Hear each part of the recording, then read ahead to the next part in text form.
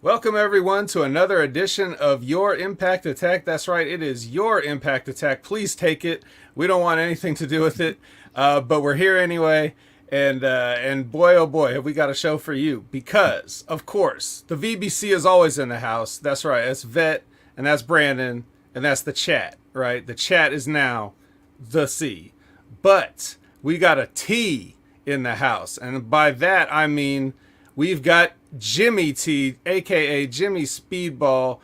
Jimmy T from the PWC is in the house to join us for the first time. He's been so nice to have me on so many of his shows, and I thought, why aren't I returning the favor? I've got a show. Jimmy can be on the show. And so Brandon and I have brought you Jimmy T from the PWC. Jimmy, welcome to the Impact Attack for the first time. I believe it is the first time. I've been on numerous mini group shows, but I believe this is the first time I've been on the Impact Attack, and it's a pleasure being on with the both of you guys. I'm actually pretty pumped up. All right, so Brandon, now we've not had since it's just been you and me since Colin quit. We haven't had a special guest, so this should be fun. Uh, Before we get into the Impact Attack itself and some chitty chat, Jimmy, why don't you tell people that may not have heard or listened to the PWC on a regular basis? Can you just give us a little bit of just a little taste of like what you guys are all about over there? Well, we talk wrestling, obviously, on the PWC network. I mean, I'm the host on pretty much just about every show on the network. We've got the Monday Night Machismo, where we review Raw. We got the Friday Night Smack Talk, where we review SmackDown. We got the Skirmish, which is pretty much our flagship show between Chris and I, but which Chris is back now. But you've been on the show numerous occasions, actually, Vet. So Yeah, yeah, Skirmish which is on AEW Dynamite. exactly. And I mean, we've got Carnage. We've got all sorts of shows. We review the pay-per-views, and we've even got shows that are not even wrestling related. So check us out at the PWC Network. We do all sorts of stuff. All right. Well, we'll get back to that at the end too. We'll have you remind everybody where they can find you and everything like that. All right. So now, my co-host, the captain, Brandon. How have you been this week? Anything been going on in wrestling or just in the news in general, or anything that you want to talk about? Kick us off here tonight. Man, it has just been interesting seeing the way things have been developing with the Vince McMahon situation, seeing the moves that Triple H has been making now that he's back on top. So now it looks like Road Dogg's coming back, or he already is, and it's like he's bringing Ryan Katz with him, which is from what I've seen from him is a smart move. Because I think Ryan Katz is a pretty talented guy as far as creative and writing goes. He's kind of proven himself, and I like to see what he would do without a Vince McMahon breathing down his neck. Yeah, it's gonna be good to see what all the guys Yeah. doing without Vince McMahon. I just started reading Brian Gewirtz's book that just came out. I think it's called "There's Just One Problem," and it's like I wanted to see some of those kind of because he was under Vince for all those years, and I wanted to see some of the things now with everything that we know. And he probably started writing this book long before all this stuff started happening. So, so I wanted to get a even more of a detailed picture of what that was like, right? Um, but it's one of the things I always wondered is can we just let the writers, because the writers take a lot of shit, some of it fairly, some of it unfairly, but they, how do we really know how much of their stuff would have been good or, even would have been worse if it wasn't for Vince McMahon being there? I remember when I was fully active in the wrestling business, and one of my friends that got a job as a writer's assistant would tell me, I think it was him that told me, but basically he said that there was guys in the writers room that every week, you remember the Highlanders, right? The tag team. Yeah. Okay. Yep. He said every week this person would pitch something for the Highlanders, and every week it would get crumpled up and thrown in the garbage. Like they never wanted to do anything with the Highlanders, but this guy really saw the potential in comedy or entertainment or whatever with those guys, and those guys were pretty entertaining for the little bit that they got. But they would just get all their stuff just thrown in the trash because Vince McMahon didn't care about the Highlanders, whatever. You sometimes you gotta throw shit against the wall and let it see if it sticks or not. You're not gonna know unless you try. Right. So that's what I'm the most curious about to see. Like, I think one of the things another thing I found interesting is that you hear there's a lot of criticism from Vince Russo, coming towards Triple H, which there always has been because there's heat there because China was his friend and all that. So like you're not going to get a fair picture of Triple H from Vince Russo. But one of the things Vince Russo seems to think is that Triple H is sitting there with like a computer or a laptop or something and just writing Raw. Like Triple H ain't writing a motherfucking thing. Let's get that straight right now. He's going to get these things and he's going to approve or disapprove of certain things or whatever, but he's not sitting there writing jack shit. So if anything, he's the captain of the ship and directing things. Right. So he's not going to want to sit there and try to rewrite scripts, even if he doesn't like it. He may just say, can we come up with something else or can you change this? He's probably going to let a lot of these people sink or swim based on their own merits, which is how it should be. People that perform get to stay. People that don't get the axe. So, I mean, that's what we're looking at here. So, Jimmy, since you watched this most recent Raw and probably all the Raws in the Triple H era, the new Triple H era. Fortunately, right? Yeah, I have. Yeah. What are some of the little things or big things that you've noticed since you've been paying attention? Most of all, the pacing, man. I think the pacing, especially on Raw, considering it's been 3 hours and it's still too long. Let's not get it twisted. I feel like it flows a lot better. The show just flows much smoother. It's not as draining. Things going from segment to segment is pretty good. I mean, you still have your second hour where you can practically fall asleep to it. But I just think everything's placed in terms of matchups and all that, I think is worked out very well so far, especially for Raw. But the most important thing is he's giving wrestlers a chance now. You know what I'm saying? I mean, we're seeing a whole bunch of NXT guys coming in. Whether that's a good thing or not, I don't know. Time will tell. But that's also my little issue. I mean, look, I'm all good with Gargano. I'm all good with Dexter Lumis. But, like, does the mainstream really know who these guys are? Sure, the ratings have gone up every week. But can they sustain these type of ratings? And can they go even higher moving forward? Time will tell. Well, Brandon, what do you think? Do you think that personally, I think that it's not so much if you don't know who these people are, then I think Triple H will get you to get to know them. So I don't think that's really the issue. Like most casual wrestling fans, if that's a thing, they just accept what's on their television. Obviously, if they've been doing it this long, they're not going to turn it off just because Johnny Gargano showed up. So they'll just go along with it, and maybe he won't be one of their favorites, or maybe he will. But I don't think they really care as much as the internet fans do. I think that part is a little overstated sometimes, but it's about they definitely have the talent, or like in numbers wise at least, that 3 hours shouldn't even be enough time. They should be running out of time on a 3 hour show with all the people they have. So it's all about how do you use them, right? Shouldn't they explain though who like Lumis is more? Like, we should see some vignettes on who Dexter Lumis is. Well, like I think a lot of I don't know what they did. By him. I don't know what they did tonight, but he's just been arrested the past couple of weeks, so it wouldn't make sense to have vignettes of a guy and then have him arrested out of the building. Right. This could be his introduction as the arrests. Yeah. Right. Yeah. Well, tonight basically they had what do you call it? Like another person acting like Lumis, right? Who went to attack. I think it was AJ Styles at the time. Then security and the cops just quickly jumped on him. It kind of looked like it was the real deal. It wasn't, though. It was clearly wasn't. It was a work. But then Lumis came in, grabbed the Miz, and quickly ran off kind of like a snake with his crazy eyes, kidnapping Miz, which is kind of weird and funny at the same time. But the crowd sort of didn't know how to take it, which is interesting. Well, that Toronto crowd knows who he is, probably, right? I don't know, definitely. But they weren't really cheering. It was kind of like a shock sort of thing. You know what I mean? Like, yeah, I don't know. You have to see it, man. It was just kind of weird. They were just kind of... It made the fans sort of buzz, shall I say. Yeah. I was going to say, Brandon, what do you think about some of the things like that? And it's going to take the crowd a minute to adjust. I mean, these are things they're not used to seeing. They're used to basically just seeing a boring, plotty, predicated show, as Ben would say, that just drags on and has no real point to it and doesn't really get any business done. Yeah.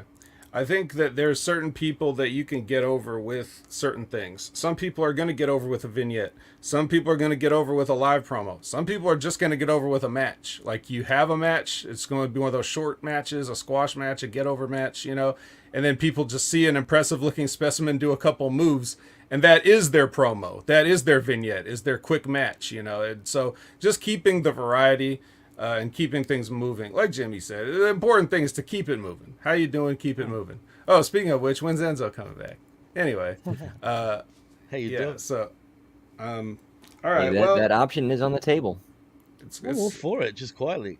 I think it's going to be, and the fact that you don't see either of those guys doing anything major, just little things here and there, is probably fulfilling some obligations or whatever. Lets me know that one of these days they will come back, and they need tag teams. Let's face it, and you know that would be a good one if they want to bring that back. Yep, and we Enzo know- is proven innocent, and Cass got his shit together. Right. So I think you know that's something we can look forward to seeing. All right. Anything else that we want to quickly discuss or anything before we move into this Impact? Because let's face it, there's not a hell of a lot to talk about in this Impact, but it is, you know, I think we can sink our teeth into it for a change here. Anything happen? Any news items? Any newsworthy items? Rumors? Want to start a rumor? Well, actually, Vet, let me ask you a question. Actually, to both of you, what do you think of Punk's promo from Dynamite the week before? Do you think it was a work or a shoot? To me, it's clearly a work, but everybody seems to think it's a shoot. Do you think it was a shoot, Vet? The promo, what? The one where he, the On one where he Hangman was, Page. yeah. I mean that's a shoot, or I mean the promo was done as a work. I don't know Well, what. it's a work shoot, definitely, but like Yeah. people think it's legitly how he feels. Maybe it is. I don't know. I mean, Punk's I the don't kind know, of guy who will go out there and say that. Maybe, Right. you know, the people were saying that it may have been how Adam Page felt when he went out there and said, you know, I'm trying to save AEW from you, and Right. we're talking about, you know, you could chalk all that up to working or whatever, or just trying to generate interest for the match, but at the same time, when you got Adam Page in some random interview saying, I don't really need to take advice from veterans, then it kind of makes you wonder, like, what the fuck kind of guy is this? Setting aside the butterfly genes, Yeah, what kind of a exactly. guy are you that says, yeah, I don't really think I need the advice? I think that is the kind of thing that if you're not, even if you're on cool terms with Punk, you're at least giving him promo ammo. Like you're like, oh, I'm going to use that. He said that, I'm using it. So maybe he cleared it beforehand and said, look, Adam, you said you want to take advice. I got to say something about that. You know me, I can't say it. He might be like, all right, go for it. You know, they could be, I don't know how they get along. Knowing Punk, it could very well be that situation that everybody says it is. But I mean, so what? He is the top guy. He needs to come in and he needs to be that, because these other clowns that are running around saying shit like, I don't need to take advice from veterans. Like, Sure. so what's the alternative? We all saw how Hangman Page's run on top went. So like they basically were like, can we get the belt off this fucking guy? We never should have put it on him anyways. But yeah, Brandon, what do you think about that? Like you see CM Punk as a guy that just uses all this real life stuff for work ammo, or what? I think it's a little bit of both. I mean, with Punk, we can't forget he's the same guy who kind of screwed over Colt Cabana. Right. Which, let's face it, before CM Punk came in, Colt Cabana was not exactly lighting up the television sets, and he wasn't getting a hell of a lot of airtime. He was mostly on Dark with the rest of the Dark Order, so it's not like this was a situation where he just got shoved off. It was a situation of the little bit you saw of him became never seeing him, and I don't have any complaints about that personally, but it kind of makes sense. Like, Tony's going to know between the two of those guys where his bread is buttered, so if there's a personal issue between them, yeah, sorry, Colt. And what? And is Colt Cabana really a friend to Adam Page, or is he just part of the fake, group that he's in? And is Colt Cabana one of those veterans that Adam Page isn't interested in listening to? What is Colt Cabana gonna teach? Hey, Adam Page, have you ever thought about hitting somebody with your ass? I mean, that's something you could use that in one of your matches. I don't know. Like, I don't know what he would listen to from that. So are they really best friends, or I don't know, dude. I don't know. I don't care to know, honestly, but I know definitely one of those veterans that he's not listening to is Booker T. That was ridiculous. I'd love to see him run up on Booker or Stevie at some point. Yeah, Sure. those guys are more cowboys, more real cowboys Absolutely. from Texas. Yeah, those guys are way more cowboy than Adam Page. Butterflies, man. That's all I got to say. I still can't get over that, dude. I mean, seriously, he was wearing butterflies on his jeans. Like, seriously, what the hell, man? It's this whole generational mentality of, I know better than you. I don't care that you've been more successful and have been here and have more experience and have more to teach me and want to teach me and want the better than the best from me. I know better. Get lost. You're irrelevant and you don't know anything. Well, that reminds me. Look at what they're doing with their champions. Look at John Moxley, for example. He's allowed to work his GCW shindy crap. Heck, he even kissed his Effie in the middle of the ring last week. And this is my problem. You know what I'm saying? I feel like by letting their top guys do these shindy gigs, it just exposes them big time, man. And that's no way to showcase your champion. You know what I'm saying? Interim or not. It just doesn't look good, in my opinion. Well, the only ones who are ever going to see that are the people like us that are on the inner True. circle and follow all that shit. Most of the people that watch, if you're watching Dynamite on TNT and not like on the internet like we are, then you're probably you're probably never going to see that. But that was another great line when CM Punk says like I'm afraid to touch you, but you're going to bleed on me. Like shit like that. Like when he buries That's John true, Moxley man. to his face, like that just warms my heart personally. And I'm Sure, me too. I'm no personal fan of Punk. I mean, my issues with Punk have been chronicled. They're not really issues. But I've talked about my experiences and interactions with him and how he rubbed me the wrong way. But nonetheless, when he does that kind of stuff, I imagine it's like that's exactly the kind of shit I'd be doing if I were in his position. If you're gonna fucking embarrass the business, then I'm just gonna call you out on it. So I did enjoy that kind of stuff. I don't enjoy John Moxley. Anybody that wants to, take the piss out of him is fine in my book. But you're right, Jimmy. I mean, you shouldn't be. That's not how. That wouldn't be how a world champion behaves. But the only reason he's in that position is because of Tony Khan and realizing, hey, I've got a big name. I don't know how the WWE let him get to that point that he got as a main eventer. I don't know. I don't know why they did it. He doesn't seem like the kind of guy that would be their choice for top guy. And he's definitely not good enough to be the top guy. So I don't know how he got as far as he did, but here we are. And because of that, he rode that into AEW, and now he can basically call his own shots because, hey, I'm an ex-WWE champion. I want a fake belt, so now you got to do what I want. And I want to work in GCW. So they were stuck with it. Unbelievable, man. It's ridiculous, man. And to think he thinks he knows what he's doing kind of makes me laugh, man. I hate to say it. And I like Moxley, but the last few weeks, the last couple of months with him, especially since he's come back from rehab, he's just gone crazy, man. It's just too much. You like Moxley? I mean, I don't mind him, but I don't like this version of him just doing all this wacky shit, non-stop bleeding when you touch him, blood in every match, a gimmick in every week. Is it even Dynamite anymore? I don't even know. I mean, it's Shark Week. We got Quake by the Lake and Quake by the Lake Road is the Rager. cheesiest friggin' name you can get for a friggin' event name. Seriously, that is just cheesy. Like, what the fuck name is that? It's just ridiculous.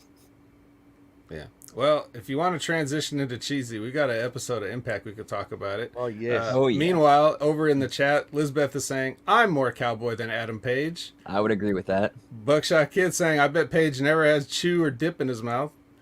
Lab rats say Jimmy Wang Yang is way more cowboy. Hey, Oh, yeah. that's facts. Facts. So- The Flying Elvis Absolutely. is more of a cowboy. Yep. So while we're on the subject, let's go ahead and acknowledge the chat real quick. Well, we just got the main triumvirate of Buckshot Kid, Lab Rat, and Lizbeth. They're the ones that like to stay up late with us here. And if Canada Spaceman's been We got severely Alexa. missing We from. got Javi. Oh, do we? I didn't see Javi. Where's Javi? I don't see Javi. Maybe he's just lurking. Javi, make yourself known with a comment. But yeah. So, all right. So, well, guys, let's get into Impact, right? So this was Jimmy. This was the first Impact coming off of their last, whatever you want to call it, pay-per-view, Emergence. Yeah. Emergence.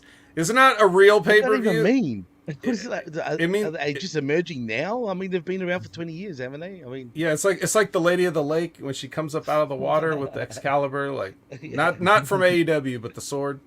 Oh God. Yeah, you emerge. So yeah, I guess something emerged from this, and it was this episode. But the thing is, Impact does these pay-per-views, their main ones like Bound for Glory or Against All Odds, or you see those ones. But then they have these other like little mini Impact Like Plus Rebellion pay-per-views. and shit like Yeah, that, right? Yeah. that's these things. So we're gonna start off with a package of Josh beating Alex Shelley for the main event of Emergence. That's gonna kick us off. Just remind everybody, yes, he did C4 this guy into the ground and nearly break his neck. So that's what happened. In case you missed it. And they don't really cover anything else from the pay-per-view in this package. They just really wanted to let you know, nope, Alex Shelley didn't win, because this was their big hyped up thing, right? So that was it. Now, before we get into the actual show, I want to ask Jimmy a question. Brandon, I'm not going to ask you because I already know the answer because we talk about it all the time. Where do you look? Okay, so you're the perfect person, right? Last week I said, because they did a promo where Josh Alexander, they did a contract signing. We put over the contract signing because it was pretty good with the verbiage, and nobody got put through a table or anything. It was just what a contract signing should probably be in wrestling. But during the contract signing, Josh Alexander went ahead and made the point that he gives Alex Shelley a lot of credit. He became a wrestler. Like, his first day in a wrestling ring was the day after he saw Alex Shelley in a ring. And he was just talking about how so many people owe him, and he's been so influential and all this stuff. And I posed the question last week to the chat and everybody, am I missing something? Because in the past 20 years, when I think of like guys that are influential, guys that have made a mark in the business, guys that have had their fingerprints on it and contributed and things like that, Alex Shelley does not come to my mind at all. And I'm just wondering, am I just one of those dicks? Am I out of touch? Do I not respect Alex Shelley enough? Do I not respect his contributions to the business? Am I missing something with Alex Shelley is what I was asking. Nobody had any answers for me, so it made me feel a little bit better. But it's not like I haven't watched Alex Shelley. I've watched Alex Shelley most of his career, and I missed all the parts where he's been the biggest influence and everything like that. So if it's not in the locker room with the boys off screen, can you tell me what Alex Shelley has contributed to this that we should? Oh, okay. Pointing to Detroit, man. on the Motor City Machine Guns, bro. Come on. Okay, so Now, look, let's be honest. I know what you're saying, Vet, and I kind of agree with you. But when it comes to Impact Wrestling and / TNA, whatever you want to say, I mean, Alex Shelley was kind of memorable in TNA / Impact. oh wait. Let me just cut you off right there, because I know he was big in TNA, but the way what I'm saying is the way Josh Alexander was talking about it, he's talking about like the whole wrestling industry owes him a debt of gratitude. That's what I mean. That's why I was asking, hell not no. just his Machine Guns run. No. They don't owe him shit. No one owes him anything, man. First of all, and he's nowhere near. When you talk about the landscape of professional wrestling, nah, there's zero they owe to Alex Shelley. Let's be Okay. honest. All right, just making sure. I mean, No. just You're not wrong, bro.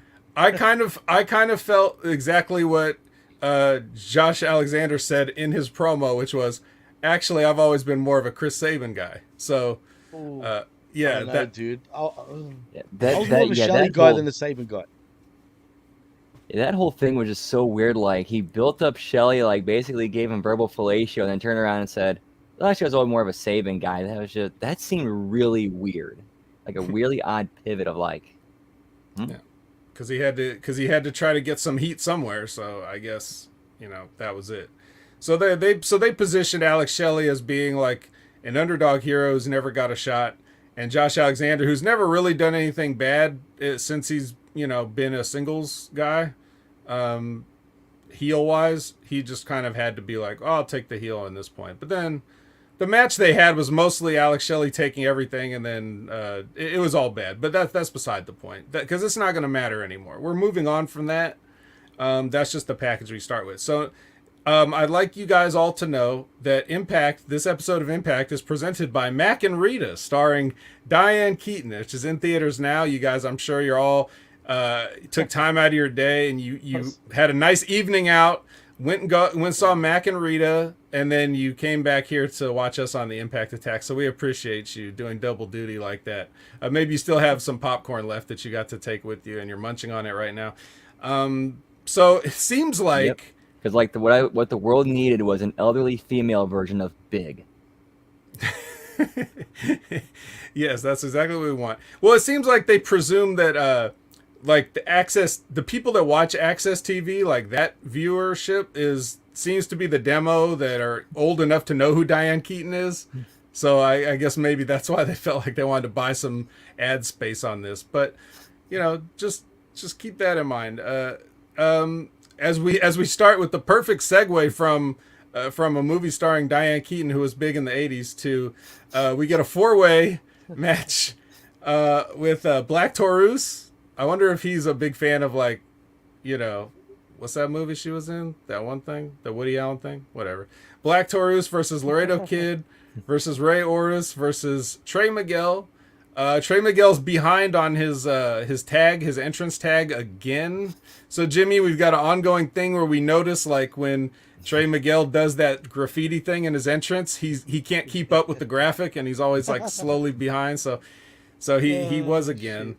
We get Crazy Steve is on commentary. Kind of sounds like a diet version of Sami Callihan here. Why not just even though he's been around way longer?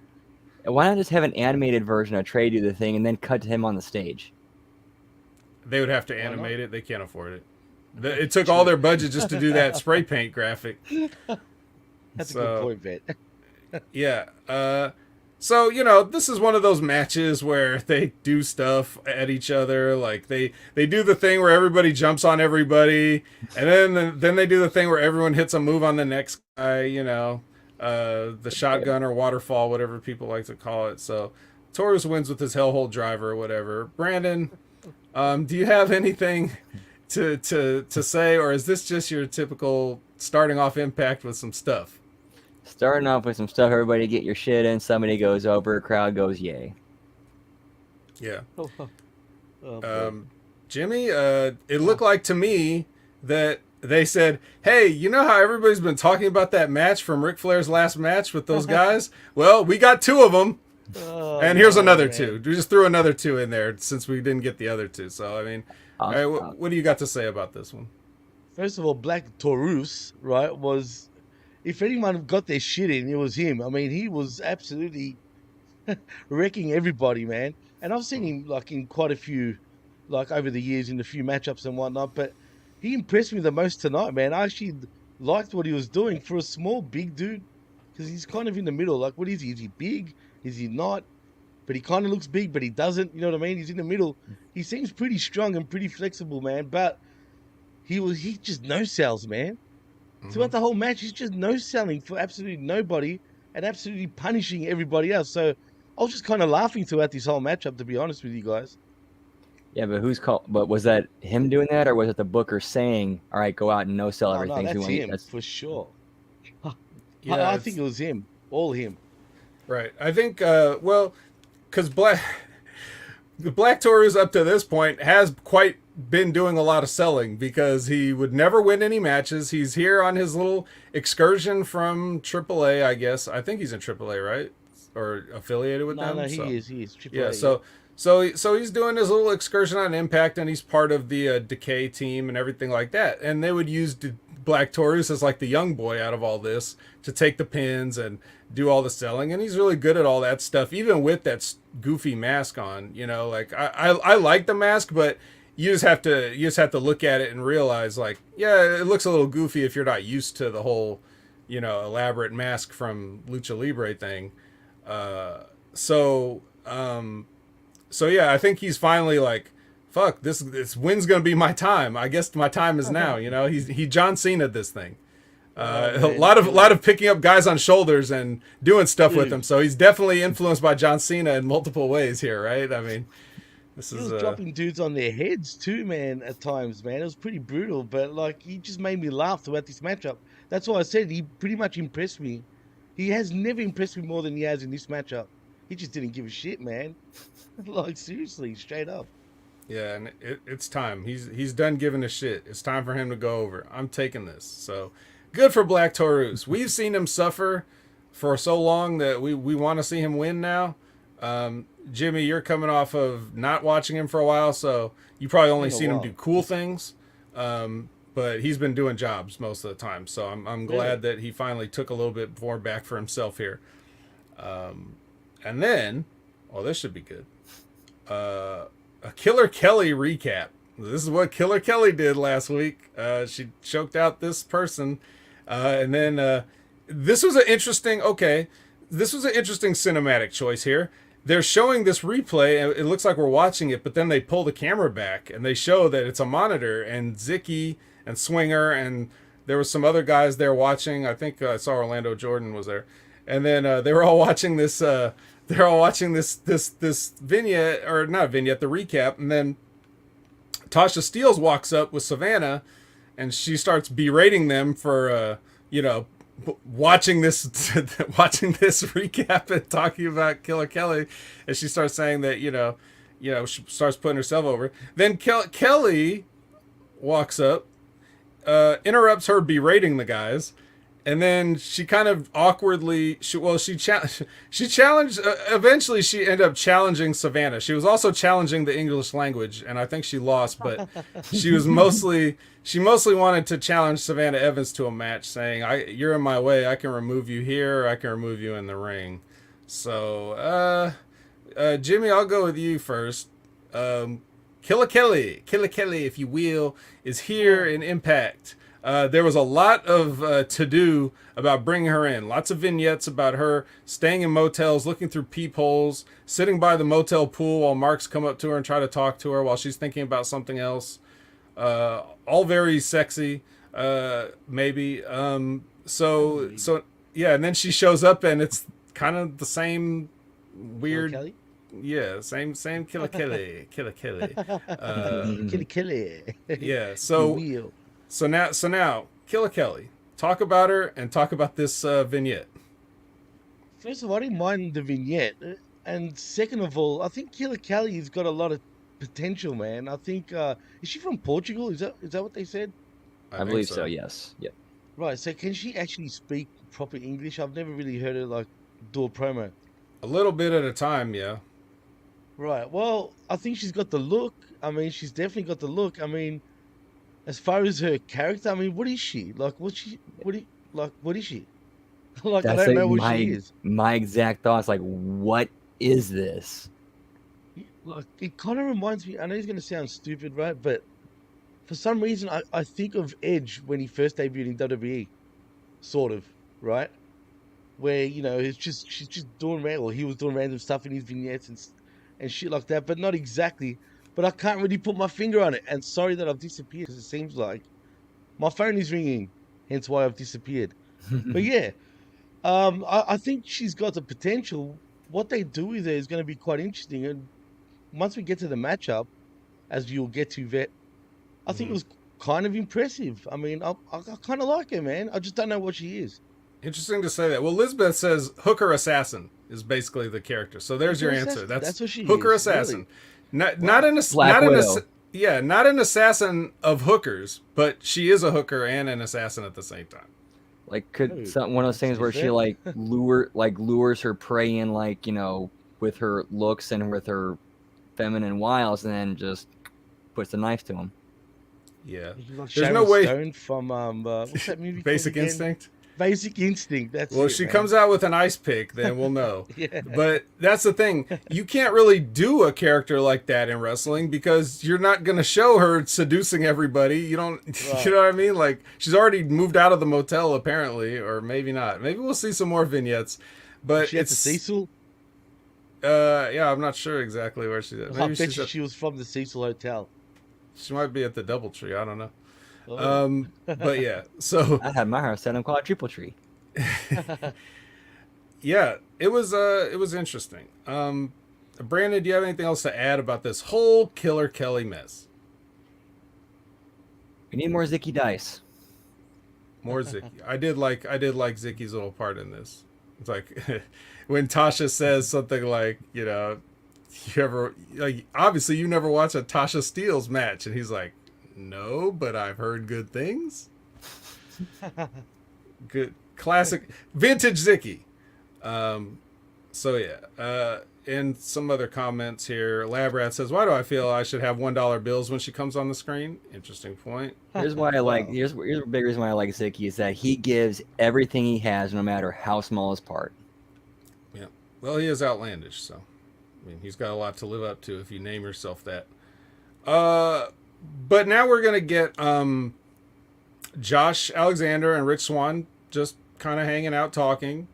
Just being friends. And then Vinny comes in and interrupts with his weirdness, and then some advice, kind of like what Eddie did previously, where he's being nice to Josh Alexander, trying to like warn him or something, or like, hey man, I don't know, whatever. They're very vague in what they say, and especially with Vinny doing his, his just straight up Rob Zombie, real life Rob Zombie act, where the real life Rob Zombie looks like he's crazy, but he just talks like a normal calm person. And then that's kind of what Vincent's doing here. So this is another instance of where, so this was weird because they had shitty lighting here, but the way they placed the lights in there, they washed out the room.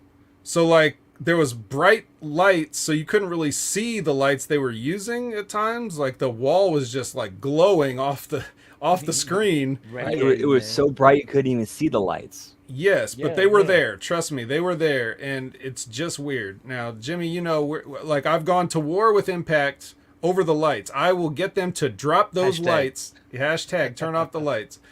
I will.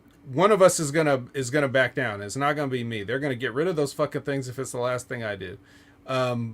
So they're trying. So now this is, to me, this is another volley from them. They're like saying, okay, we're gonna tone it down but still use them and hide them. And then just when he thinks we're not using them as much, bam, we'll hit him full force. This is their plan.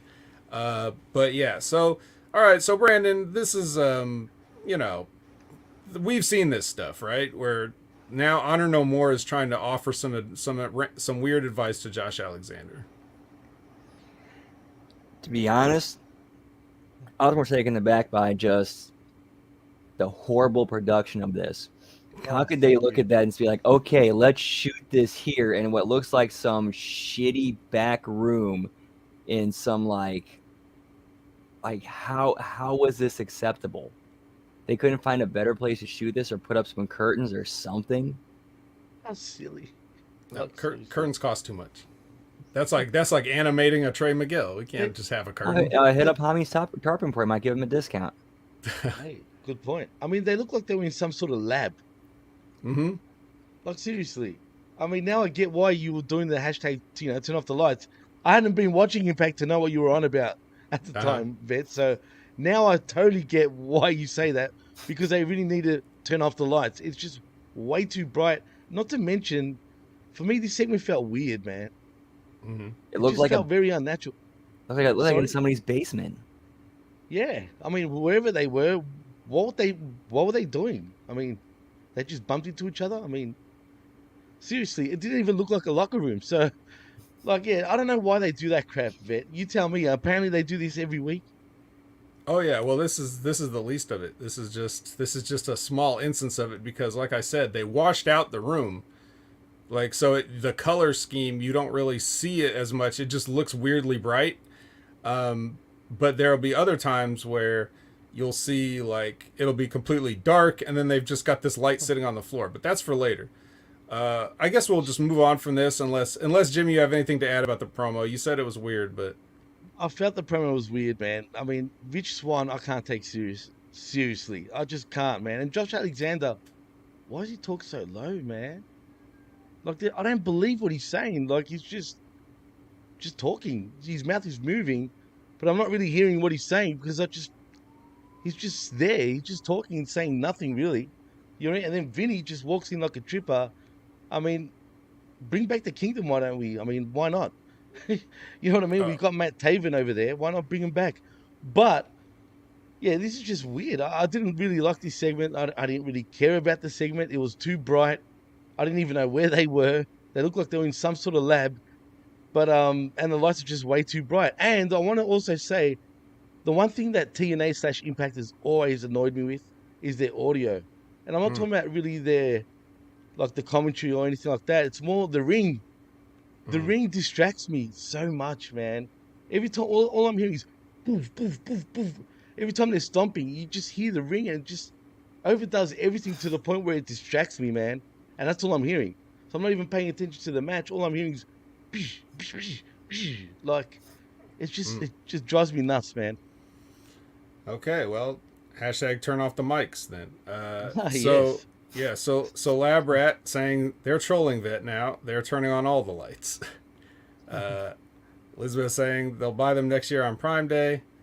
Buckshot Kid said, Jimmy, this is not the same lighting. And Lab Rat says, Really? I think I figured it out. Maybe the building is haunted and the lights make them feel safe. Well, that could be, except I guess every building that they ever go to is haunted then because, yeah. And this one legit looks like it could be haunted, though, if this room is any indication. Right. So. Well, if you saw, I mean, I just flashed in and out of the lights, man. So I went Whoa. from dark back to the lights on like a ghost.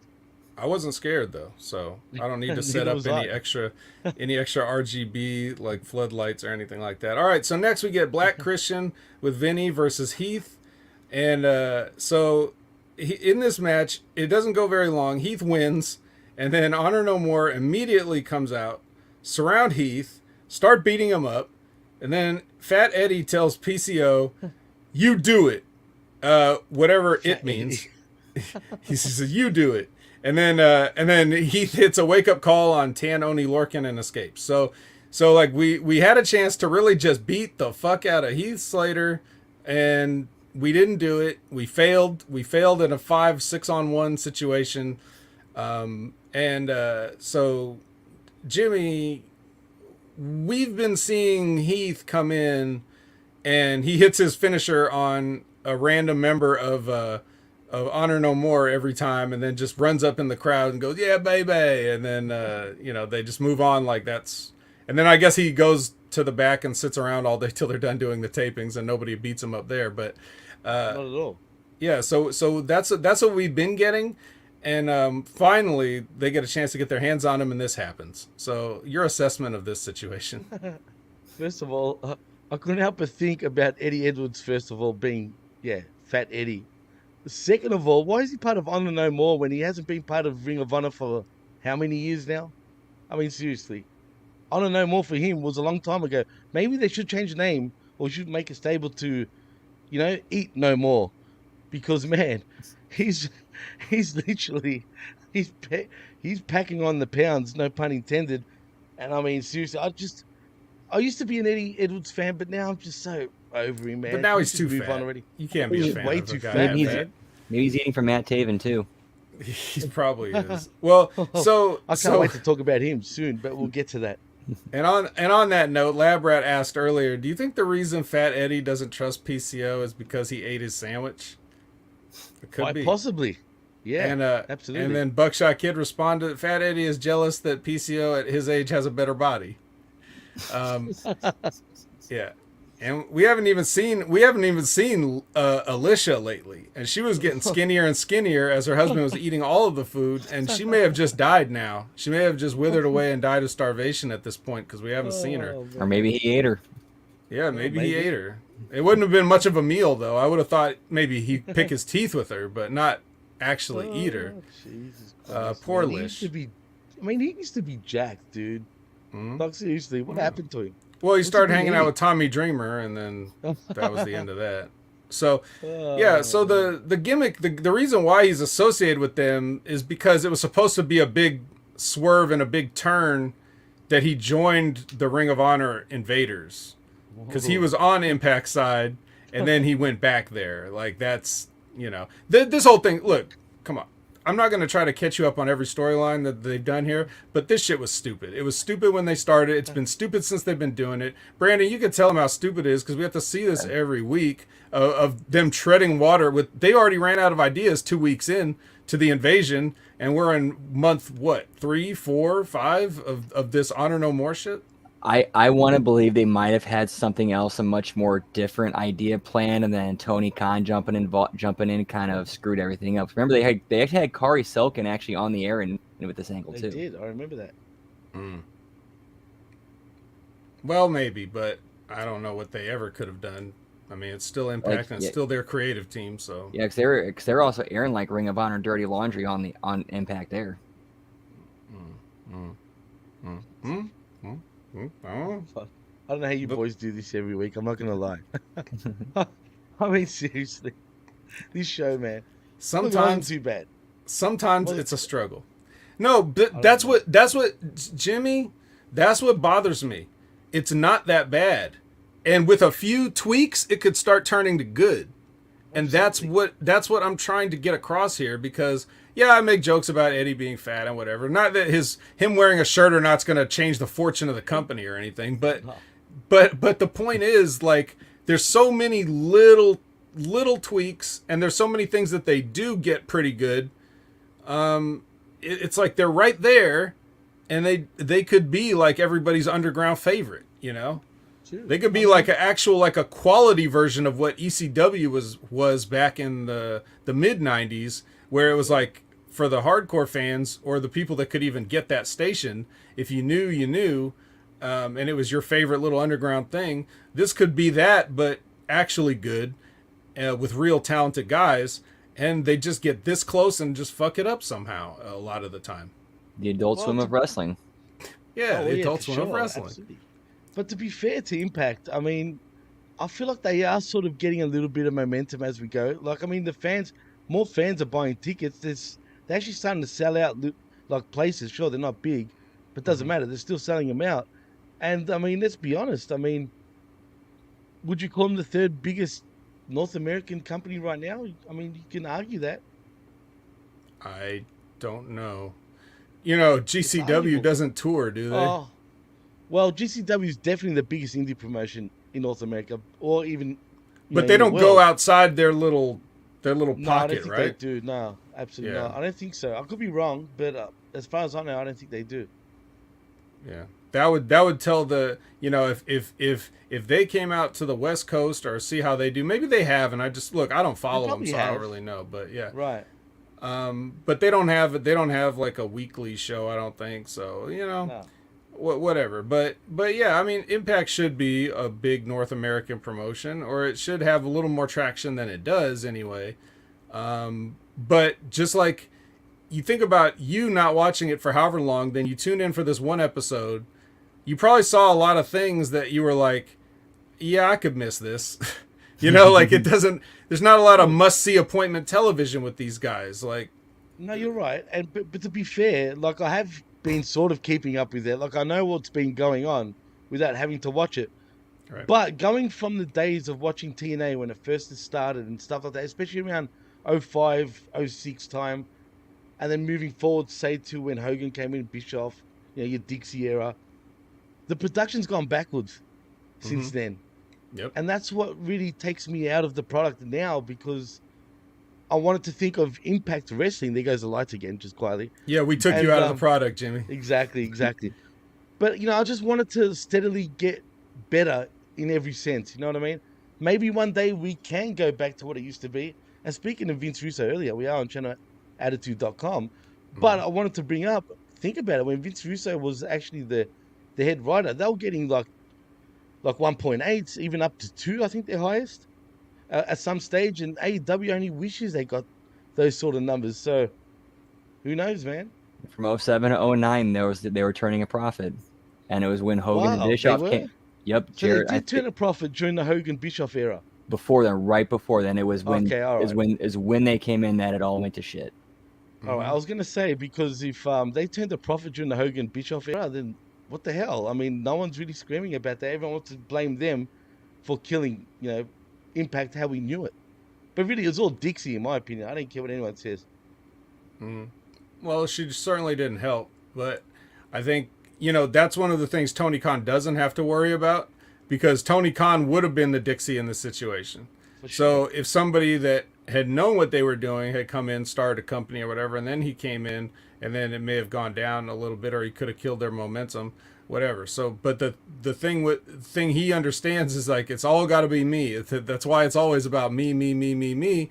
Because when you let other people in, they don't have your interests at heart, right? When Dixie let Hogan and Bischoff in, they didn't have an interest in TNA success. So, I get his point. But some of the issues, it's like, I know that Impact can't afford to have the production value that other shows do. They don't need to, though. They need to feel like they need to make it, instead of trying to make it look fancy by adding artificial lighting and stuff like that, what they need to do is make it feel grittier and more underground, and lean into that. If you have to shoot in a basement, then just let everybody know, hey, yeah, this is a basement. But at least you can make it make sense. Have the people in the basement be the right people. Have it decay in the basement, and then leave. Apparently Honor No More likes to hold their meetings in stairwells. Like any kind of stairwell you got in your building, Honor No More is probably going to be having a meeting in it at some point. So that. But they're the prize of the locker room. You can have them in the dingy areas. Yeah. So I mean, as long as you make it make sense, you can look like you don't have money and still look like, interesting, like captivating, like someone that's tuning in is like, what is this? This doesn't look like normal glitzy, glamorous wrestling. NWA doesn't have any money either, but they look professional with their set. Like everything that they do with their set and everything, it looks neat, clean, Smart. professional. Right. Everything they do. So they're disguising the fact that they have $0 by having just a small professional looking studio and everything like that. And everything there looks professional.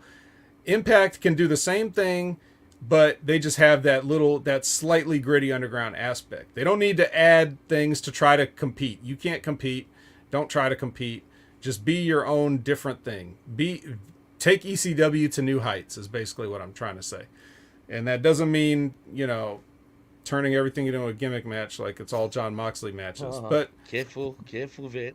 Anyway, moving on. Time Machine. I guess that's what we're calling them. They were maybe the Triforce. Now they're Time Machine, and they chat in the hallway, and we got more weird illumination in this hallway. Again, it's just like the Rich Swann and Josh Alexander thing, except they washed out all the lights they were using, but you can see them if you're looking closely. Another brightly illuminated. It's like they're standing in a light bulb, basically.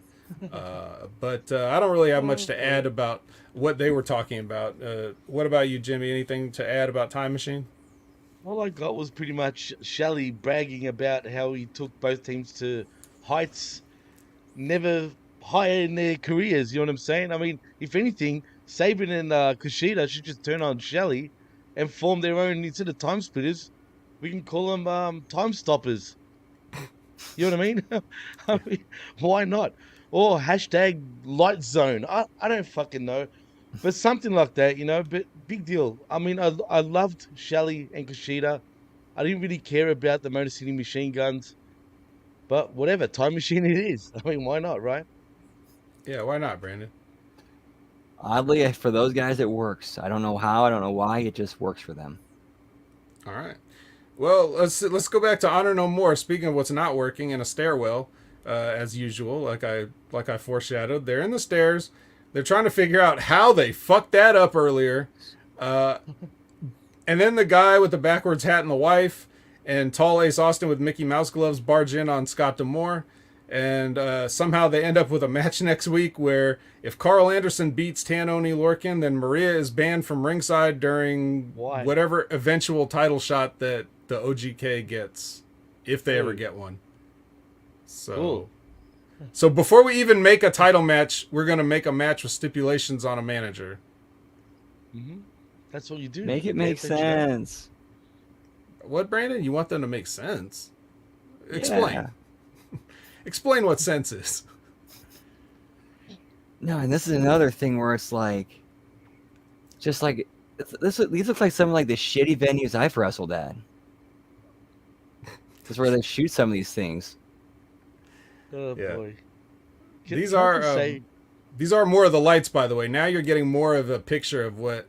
But they got some pink stuff in the back, and they got these weird brick walls, and it just doesn't look good. But they threw. I think this is where they just put a light just sitting on the stairs, like it was just pointing like at the other wall, like one of the blue ones or something.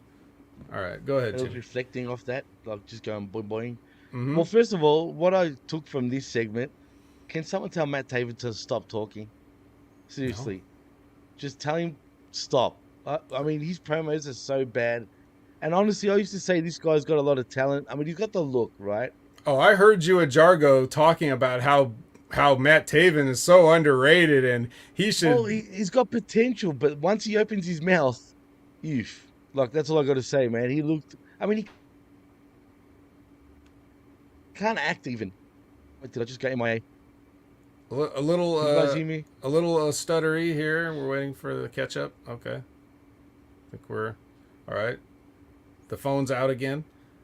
All right. Well, so the best part of Honor No More is Maria Kanellis, says Buckshot Kid. Yeah, she took over in this promo, just like I'm taking over for this bit. And then she kind of let everybody know why she's there getting paid to cover up for, her husband who really can't do a promo, and for Matt Taven who arguably can't do a promo. All right, go ahead, Jimmy. You were in the middle of burying Matt Taven, and rightly so. I was just saying he cannot cut a promo. That's what I'm saying, and he can't act for shit. You know what I mean? I mean, once Maria jumped in right after him, I felt like she was so much better compared to him that it was embarrassing. Well, she's not a Melvin, so. Wow, that's true. Yeah. So just in case, I know it's your first time here, but when I say tall Ace Austin with Mickey Mouse gloves, I'm talking about Matt Taven. I know. I figured. Okay. Don't worry. Got that one? Okay. I could tell. I mean, come on, and that's obvious. and Tanoni Lorcan is Mike Bennett. Okay, so just making sure that we're 100% clarified. Oh no! The moment I knew that Maria was actually a gifted natural performer was when they did that trial of Eric Bischoff, and the whole time she's doing the airheaded Ditz gimmick, and all of a sudden she drops it and starts speaking like so intelligent. It was like. Right, I know. Yeah, well, she's okay, but really she sucks at the same time. But like, you know what I mean? But she's all right. I don't mind her, man. But I just don't care whether she's on TV or not. I'm pretty much indifferent. Yeah, I mean, if she doesn't have her ass out, what's the point of her? Sure. So luckily she always does. She had, man. Huh? She's had a few kids by now. I think like 3 at this point, and she still looks great, man. So credit to her. Yeah, who tells her to keep having kids when her husband keeps getting released from places? Like, right. You're going the wrong direction. 100%. Yeah, my husband is bland, boring, white, bald guy with a fucking beard and doesn't have any distinguishing characteristics. So let's have another kid, another mouth to feed. Anyway, nothing personal against those guys. Just just Mike for the content. Ladies and gentlemen, Mike Kanellis. Mike Kanellis. That was his best gimmick too. That was Just absolutely. waiting to get her money from Vince. Yeah, that could be. Lab Rat, you're maybe onto something. If Buckshot Kids, if she sucks, she wouldn't have kids. That's true. She should do more sucking. Yeah, she should do more sucking and swallowing, for that matter. Yeah. Yes. Javi says, indifferent defines the current state of Impact. He's right. The boy's right. All right, let's move on to and I assume we are moving on. No one else has anything to say about this, right? This weird stipulation train wreck. Okay. Now we're gonna get Savannah Evans versus Killer Kelly, if you will, with the Fiend entrance. Yeah, she be coming out like the Fiend with the red light. So this, guys, is one of those sad situations in wrestling where someone with real talent and a future has to be served up to someone who is clearly dating someone that's high up in Impact or Anthem Entertainment at some point. Because Savannah Evans could really do something in wrestling. Killer Kelly is... She's... This was awful. This was fucking awful. I know what you said earlier, Jimmy. I don't know. Maybe you got distracted by something and didn't see this, but this was the shits. This is the worst, one of the worst women's matches I've seen since I've been covering Impact, and that covers a lot of ground. And it's not Savannah Evans' fault, but Savannah Evans is not the type of person that can save a train wreck like this.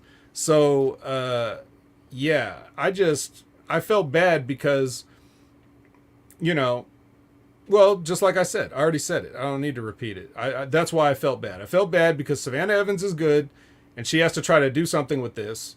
She's not good enough to do something with it because Killer Kelly is so bad. Or maybe it was just an off night. Although, if I look back in my mental Rolodex of Killer Kelly matches that I've seen, going back to the first time I seen her to today, I think the first time I saw her was even less awkward than this, and it was pretty bad. It was memorably bad. Her debut, in my mind, was bad, and this might have been worse. So I felt bad for Savannah Evans in there. Brandon, tell me what you saw in all this, and do you agree that something's up with this weird sudden appearance and push of Killer Kelly? Yeah, 'cause you don't just bring her in like this and have her like be booked to go over so strong over somebody like Evans, like, and then just completely bury somebody who should be a monster. Nah. Now, before you get to Jimmy, I want to point out, I'm not gonna go blow by blow what happened in the match, but let's just go with just the finish, okay? She didn't even have her hold correctly applied. She had to readjust like midway, even like her own hold. She's supposed to like grab the other person's elbow and pull it across with her hand. She couldn't even get her arms around Savannah's body to reach her elbow with her hand. So she just did like a slightly modified version of it and was like, close enough. Like, having the attitude of, close enough doesn't cut it, I don't think, especially when you're putting your finisher on. If you can't do your finisher, time to find a new finisher that you can do. I'm not necessarily one of those people that subscribes to the theory that a good finisher is somebody that you can put on anybody. Because I'm like, well, or you could just be creative. I mean, the best finisher is the finisher that is the move that you have that looks the coolest and looks like it's going to kill somebody the most. That's the best finisher. And if you can't put it on somebody, then find another move that you can, and then go with that. But this is the only finisher she's had, and she can't even do it. So, you may not have noticed this, but Jimmy, in the package earlier when they were doing the recap, when everybody was watching, like Orlando Jordan, they showed her actually putting her finisher on the other opponent, and that's what it's supposed to look like. Did this look anything like that to you? Clearly not. I mean, what's funny? The thing about this matchup, the only thing that stood out was the finish for me, right? I think because it looked so awkward. But yeah, I mean, look, I haven't seen enough of Killer Kelly. I mean, at all, really. I've heard about her. This is the first time I've really seen much about her. And yeah, I mean, other than her look, which impressed me, this didn't impress me. But, I mean, we'll see. I mean, she's still new, right? Is this her, second match in Impact? Second match in Impact, but she's been wrestling for like 6-7 years or something at this point. She shouldn't be nowhere near this bad. Nowhere near. Fair enough. Right. Interesting. Like, I've heard of her, never really, sought out to see her. So, I mean, is she a lot better? And I heard Tenille's coming back to WWE, actually. Uh-oh. Just quietly. Yes. I mean, she's going out with Roderick Moss right now, believe it or not. Oh, yeah, that's right. Yep. Yeah. And he dropped a hint on Twitter that she's pretty much coming back. So we'll see what happens. Interesting. Well, we know Triple H likes her, so do do do do do Yeah. do do. And that explains why they had Masha go through the Ye- influence. Yep. Yeah, absolutely. Maybe so. All right. So, anything else to say about this hideous match that should never have aired? And they probably, and this is a tape show. They probably did some editing on it too, just to make it look this bad. Oh, they Right? could have Imagine what it looked like for the people in the building, right? Terrible. Man. Terrible, exactly. Doesn't Charles Barkley say that? Terrible. Terrible. Terrible. Buckshot Kid says Killer Kelly should be in AEW with how bad she is. I think she was. I think she was on one of those dark, Yeah, she was. dark elevation shows. She So- was, definitely was. They said, I'm sorry, you're too awful for dark. Go to Impact, I guess. I think she's done a So. few matches, as a matter of fact, in AEW, man. She probably did. I saw her on NXT UK on one of their pay-per-views back when they were first launching and stuff like that, and just, I was like, ugh. But I didn't know if that was her or the other girl, because it could have been the other girl too. But now with the benefit of hindsight, and several years have passed, and I'm seeing a match like this on, well, not television, but the internet. I'm starting to wonder. And again, lining up with this sudden reappearance, big push, heavy focus. I'm just like, who are you sleeping with? That's just how we have to turn to it in wrestling. I'm sorry. It's, I don't mean to be that kind of a guy, but in my experience, that's what you have to ask yourself when you see things like this. Or in anything, really. Somebody's not qualified for the spot. They are getting the spotlight. It's like, okay. True. So Rosemary, she may not be sleeping with anybody high up because she has to do this thing where now the room that they're standing in. Now this is a good example of Impact lighting, Jimmy. Like this is where we're really at, where everything's red and pink and oversaturated and bleeding. It's just like, this is Impact. Hashtag turn off the lights. Rosemary's rallying the troops here. Jessica, which is spelled with a C and a K because she's sick. Oh, my God. Yeah. Oh, you don't like that one, Jimmy? I thought that was the best thing. Nah, man. Okay. That's All right. Jimmy didn't like that it. was- Sorry. Ugh. Maybe I didn't do it right. Maybe you should have heard her do it. But anyways, the point is, SITK because I'm sick. That made me cringe bad, like really bad. Like, that was Okay. just yuck, man. That was cringe-worthy hard. Jimmy was just Just sitting there like- listening, and then she said it, and he's like, ugh. Yeah, man, I freaked. Yeah. I'm not gonna lie. Okay. Well, so Rosemary's doing all the heavy lifting here. She's trying to make something out of this, and bless her heart, she is really trying, and she's actually almost pulling it off. So I'll give it up to Rosemary. I do like Rosemary, and the other two are, well, God.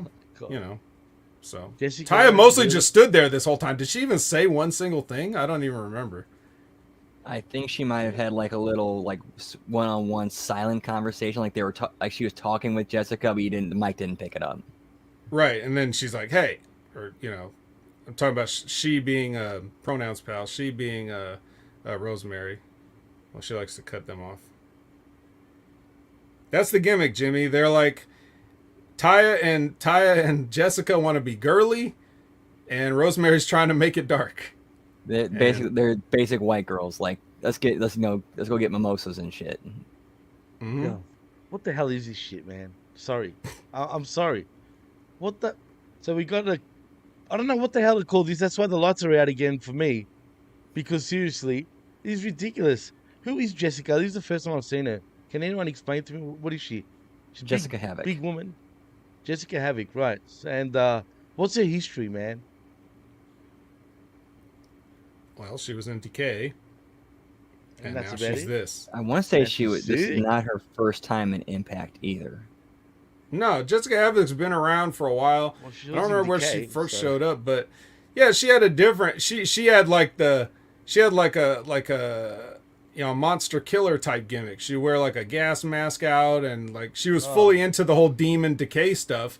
And then when her last trip to the Shadow Realm or whatever, she ended up turning into like a girly version or something. So She looks like a butch, man. yeah.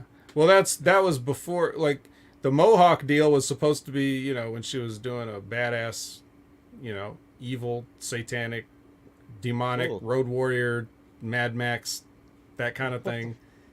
Wow. And That's now, that's but now very she organized. she kept the Mohawk and she just dyes it pink because she's girly now. Yeah, that's sick. But like, I'm about to throw up. But anyway, nah, look, man, whatever. I don't understand this segment. And what's Taya Valkyrie doing here anyway? Well, she showed up and became a tag team with Rosemary as like the odd couple gimmick. And Taya is girly and she wants to be a girly Right. girl and do girl things. And Rosemary doesn't want to do any of that. So that was supposed to be the comedy dynamic between the 2 of them. And then Jessica Havoc something happened to her. She got sent to the Shadow Realm and they had to go into the Shadow Realm to find her. And they walked through the Mortal Kombat 2 forest. And then they went to this room with a white light in it, and when they found her, she was like that now. So it didn't explain how she became a girly girl again, but now it's like Ty is so excited that she is a girly girl because now she has somebody to be girly with because Rosemary doesn't want to, and now Rosemary's like trying to get the old Havoc back, and she's dealing with this. Did I sum that up succinctly enough, everyone? I think so. I mean, You know, I'm- I see, and I guess he ended up going with basically her ended up being as like a girly version of the Havoc character. What? Really? Yeah, this is just dumb. He's a waste of Ty Valkyrie's sort of talent, just quietly. I think Sort she's of much talent? better Did you than mean this. her? She Well, only has you sort know, of talent, or I think she can be a little overrated, like the way people talk about it. Let's be honest, right? Mhm. But she looks like an actual somebody compared to the other two. And Rosemary, I know she's been around for years, but I'm sick of this gimmick, man. I'm just done. You know what I mean? It's just a weird combination to me. So whatever. I mean, I don't know where it's gonna go, but cool, I guess. Or should I say sick? sick gimmick, Sure. bro. Yeah, Yeah. Yeah, I'm never into the supernatural stuff.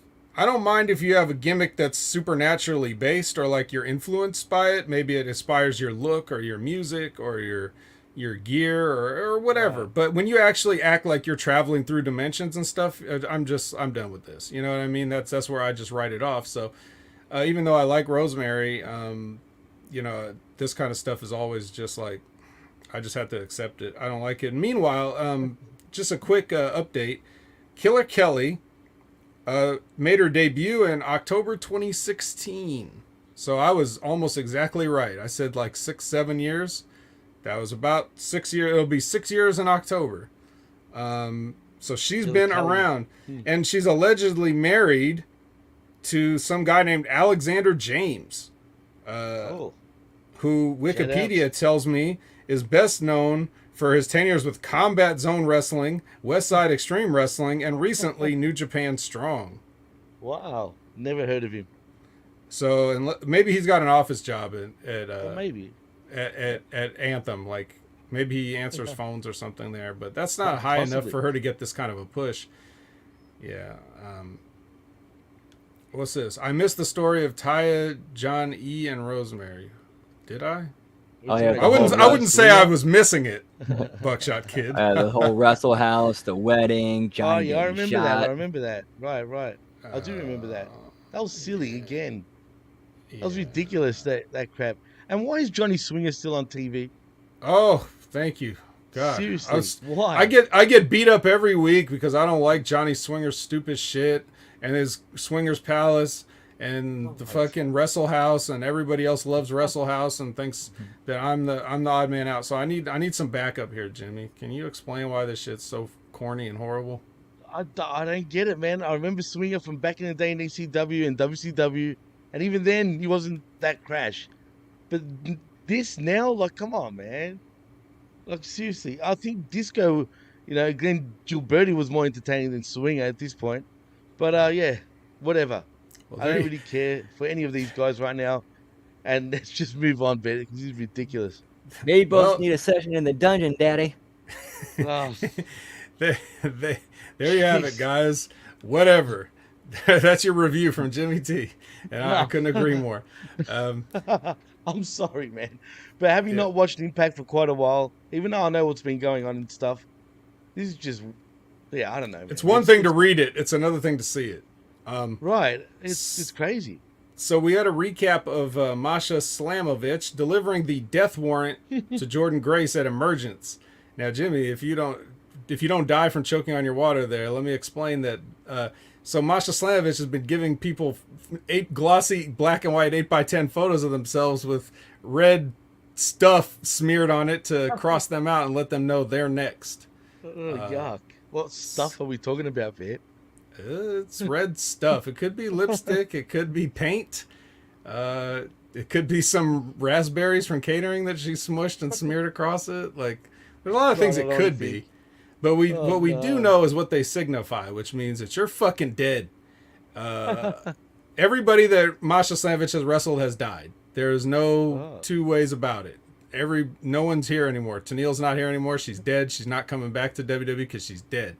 All those Instagram photos that she's been posting, she already took those. And this is just whoever runs her account now. But she actually died from the snowplow. So, Really? So, yeah. So next to die is Jordan Grace, hopefully.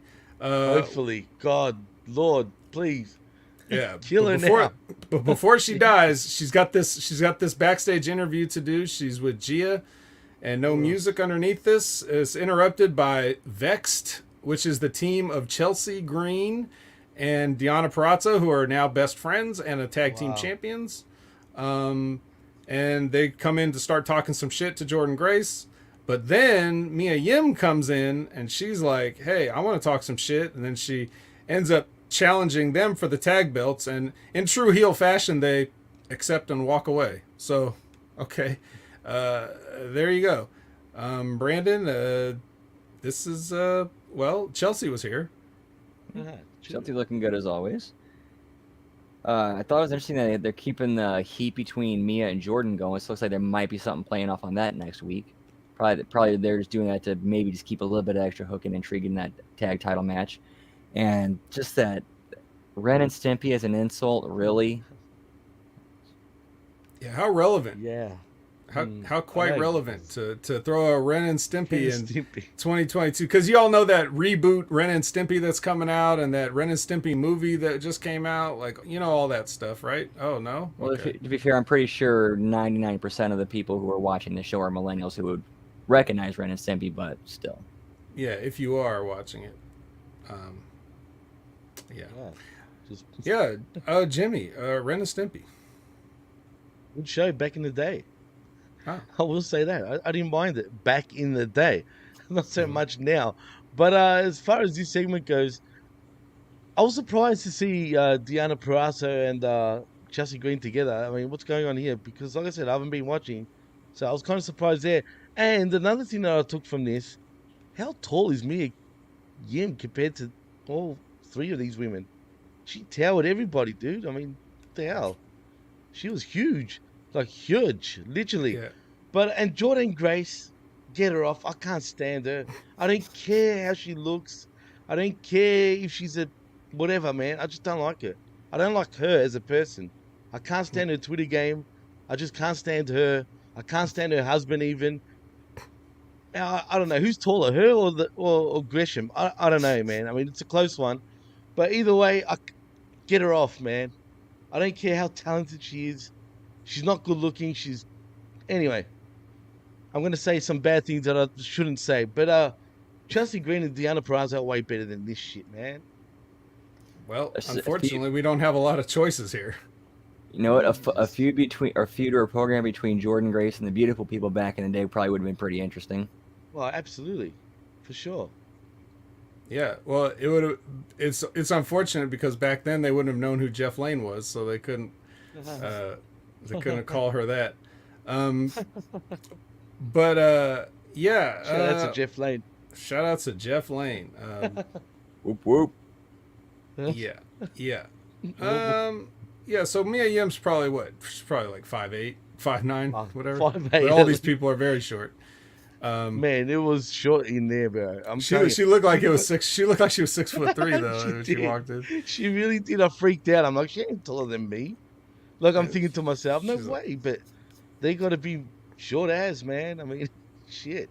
Mm-hmm. That was She's a short. big girl. Yep. So yeah. So that's that. We're gonna see now. As for your question about Deanna and Chel, then this is the origin of them. One day Chelsea was like, "You need a friend," and then they teamed up. The end. Pretty Cool. much. That's long term. That's just good writing. You know, they don't waste our time with a lot of bullshit, right? Just No, not at all. They get straight to the point, man. That's right. That's the shit I like, man. When I don't have a clue what's going on, the Right. best. mm-hmm. All All right. Now, Was like go if I get you in the loop when I make a point to be straight with you, then in lieu of the innuendo, in the end, my intento, hot Brazilian, wax poetic, so hypothetically, I don't wanna beat around the bush. very good. I want to see some some more applauding hands in the chat. All right. So next, we're gonna get the dashing one himself, Chris Bay, versus Speedball Mike Bailey. I'm gonna hand this one over to Jimmy first, and get your impressions of this match, because I just don't have anything to say about it. These guys flipped at each other, basically. This was like a singles they version of flipped the opening match to me. But yeah, so I don't know if you've gotten a chance to, or have you gotten a look at Mike Bailey before, but I'd like your assessment of Mike Bailey, please. I actually haven't seen him. This is the first time I've seen him. That's why I was initially calling myself Jimmy Speedball. Right? I mean, interesting name, first of all. Mm-hmm. Second of all, he got his ass handed to him, I felt like, during this whole matchup, only for him to win the match. So that was kind of weird. And he's from Montreal, correct? Is that where he's from? Some From Canadian Canada? place. Right. You know who he reminds me of? There was a kickboxer back in the day. I forgot his name, man. He was American though. And oh man, it will come back to me. He kind of remind me of that, the way he looks. Other than that, who is You're he? not Like, you're not talking about what's his name from WCW, right? Jerry. No, not Jerry Oh. Flynn. Not Jerry Flynn. Hell no. Yeah. Well, I was just Nah. thinking because the mullet. No, that's a good one though. Like if Jerry No. Flynn had a son, No, he had a Canadian No, son. this guy- His name is Mike this Bailey. guy was a legit kickboxer who was actually one of the best, but I forgot his name right now. It's not coming back to me. Jerry But what Flynn's is not he? legit. Yeah, very legit. I mean, that guy was on one too many nitros for my liking back in the day. But I'm serious. I mean, if I remember, That's it what you get for knowing Eric Bischoff. God damn it! He used to come out with his black pants and black belt. I mean, seriously. But anyway, back to what was his name? Mike Bailey. That was his Yeah. name. Well, is he supposed to be some sort of speed demon? I mean, he calls himself the speed ball. Is he a drug dealer? Like, what is he? Like, is he an MMA fighter?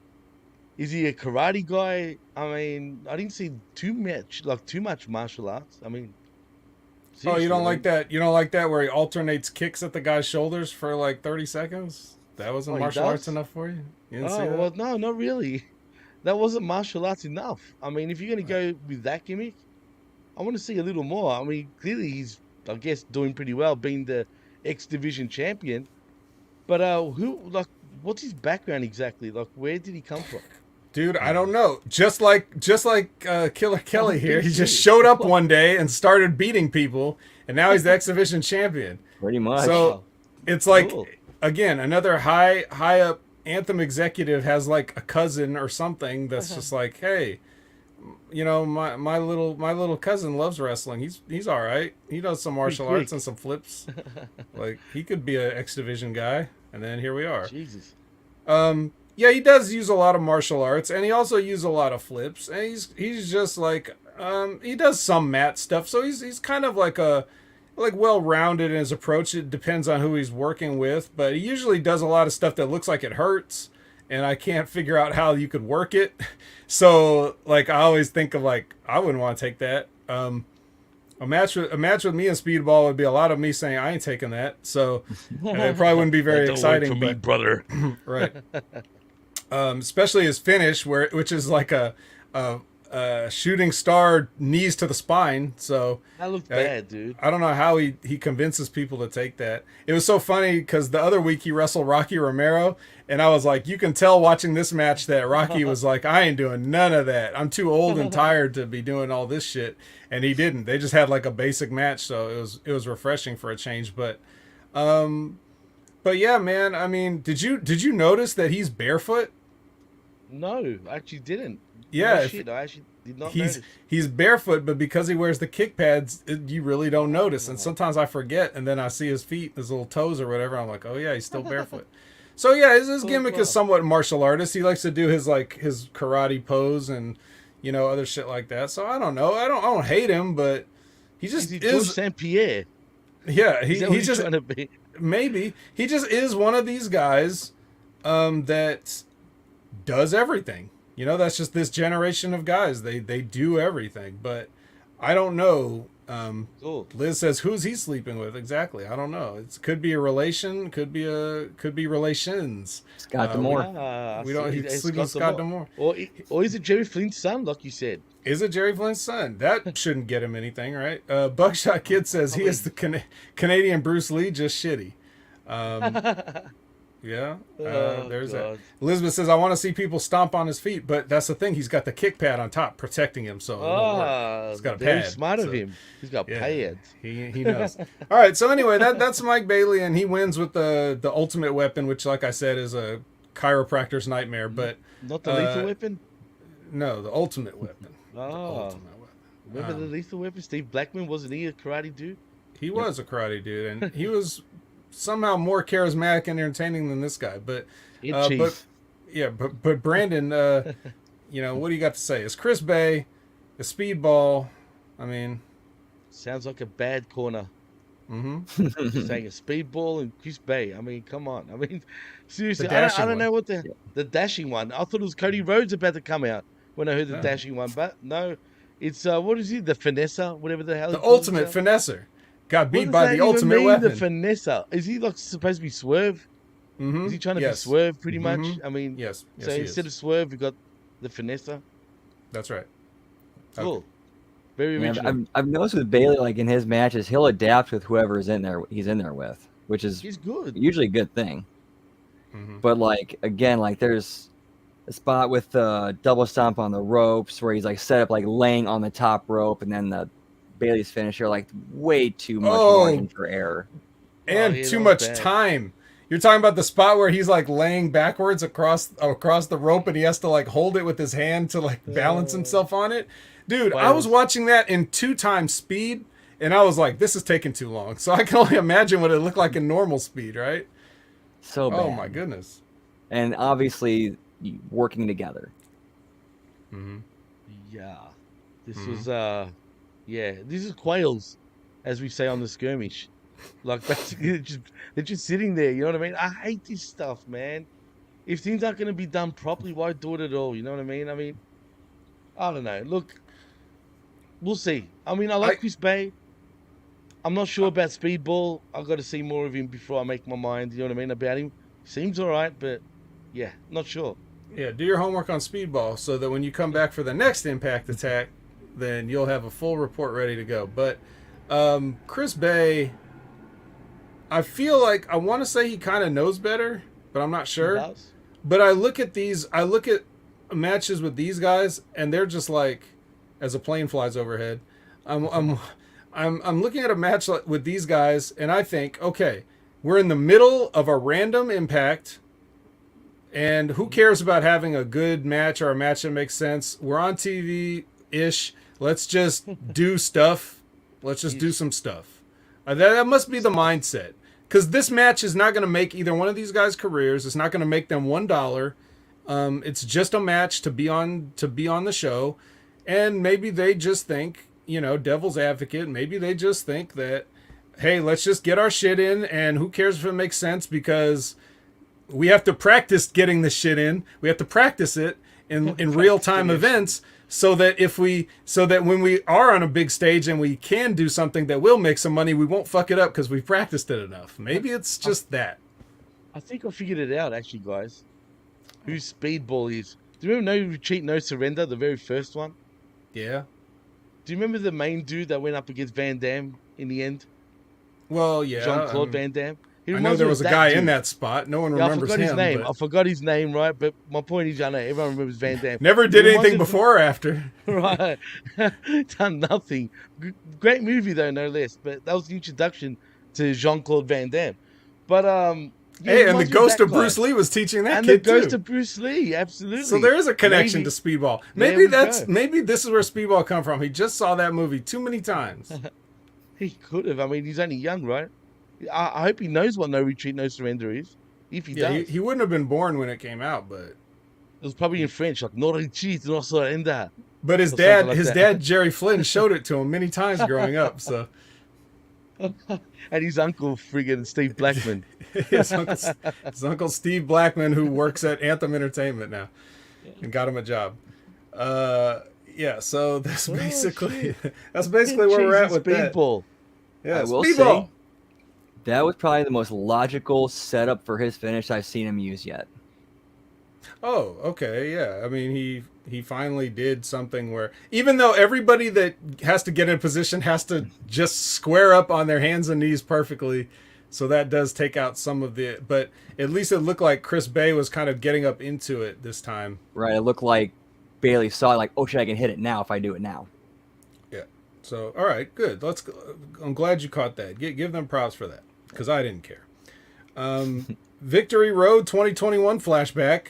Christian versus Yeah. Ace Austin. This is what is this relevant to? Why the fuck did they show this? Usually one of these flashback moments ties into something that's currently ongoing. Christian has not an Impact. Ace Austin hasn't even been in Impact recently. Where has he been at? In Japan, hasn't he? Isn't he part of? Well, he was, Bullet but he Club came back after that. now? Did he? Oh, well, Yeah, I don't know he's where come gone. back since the best of the Super Juniors was like 2 months Oh, ago. true. We've had a whole Feels like- G1. He's been back for a whole G1 now. I haven't seen him since. So where is he? You know what I mean? I mean, maybe he ran out of cards or something. No, there's always more cards. Oh, There's always wow. more cards. What is he doing actually? Has he been on anything? Like even on the independent circuit? Well, like I said, he's been on Impact, but he just hasn't been on Impact for the past couple weeks. So why they're showing him now? Are they getting him ready to come back? Normally when I saw this, when I was watching the show, I saw this. I was like, okay, maybe Ace Austin is going to do a backstage promo or something because they just showed this match he was in. Even though Christian beat him. So I don't know what the purpose would have been, but he did not show up. Spoiler alert. All right. So now we get Brian Myers walking down some stairs past some lights to meet Bhupinder Gujjar at the bottom. This was actually the one, not the Honor No More one, but this was the one where the lights was sitting on the stairs pointed at the wall and he just walked down past it. So that was pretty funny. But basically, he tries to, he and Gujjar have some words. He tries to take a swing at Gujjar. Gujjar just catches his fist, jacks him up against the wall, and says he's pissed off, and this is far from over. So, Brandon, are you pissed off? And do you want this to be far from over? Oh, I'm pissed off because I want it to be over. Uh, Well, any other notes on this particular setup? I have no idea why they're keeping this going. I mean, they stretched this. It's already was well past the expiration date. Well, yeah. Plus, they at Emergence he beat him flat. Myers beat Gujjar flat with no cheating, and that's it. So why is it not over? Exactly. Yeah. That should be a period at the end of the sentence. Yeah, if you're not going to give the kid an out, which you should have gave the kid an out, obviously, because you didn't give the kid an out, and yet here you are continuing it, which means you should have gave the kid an out.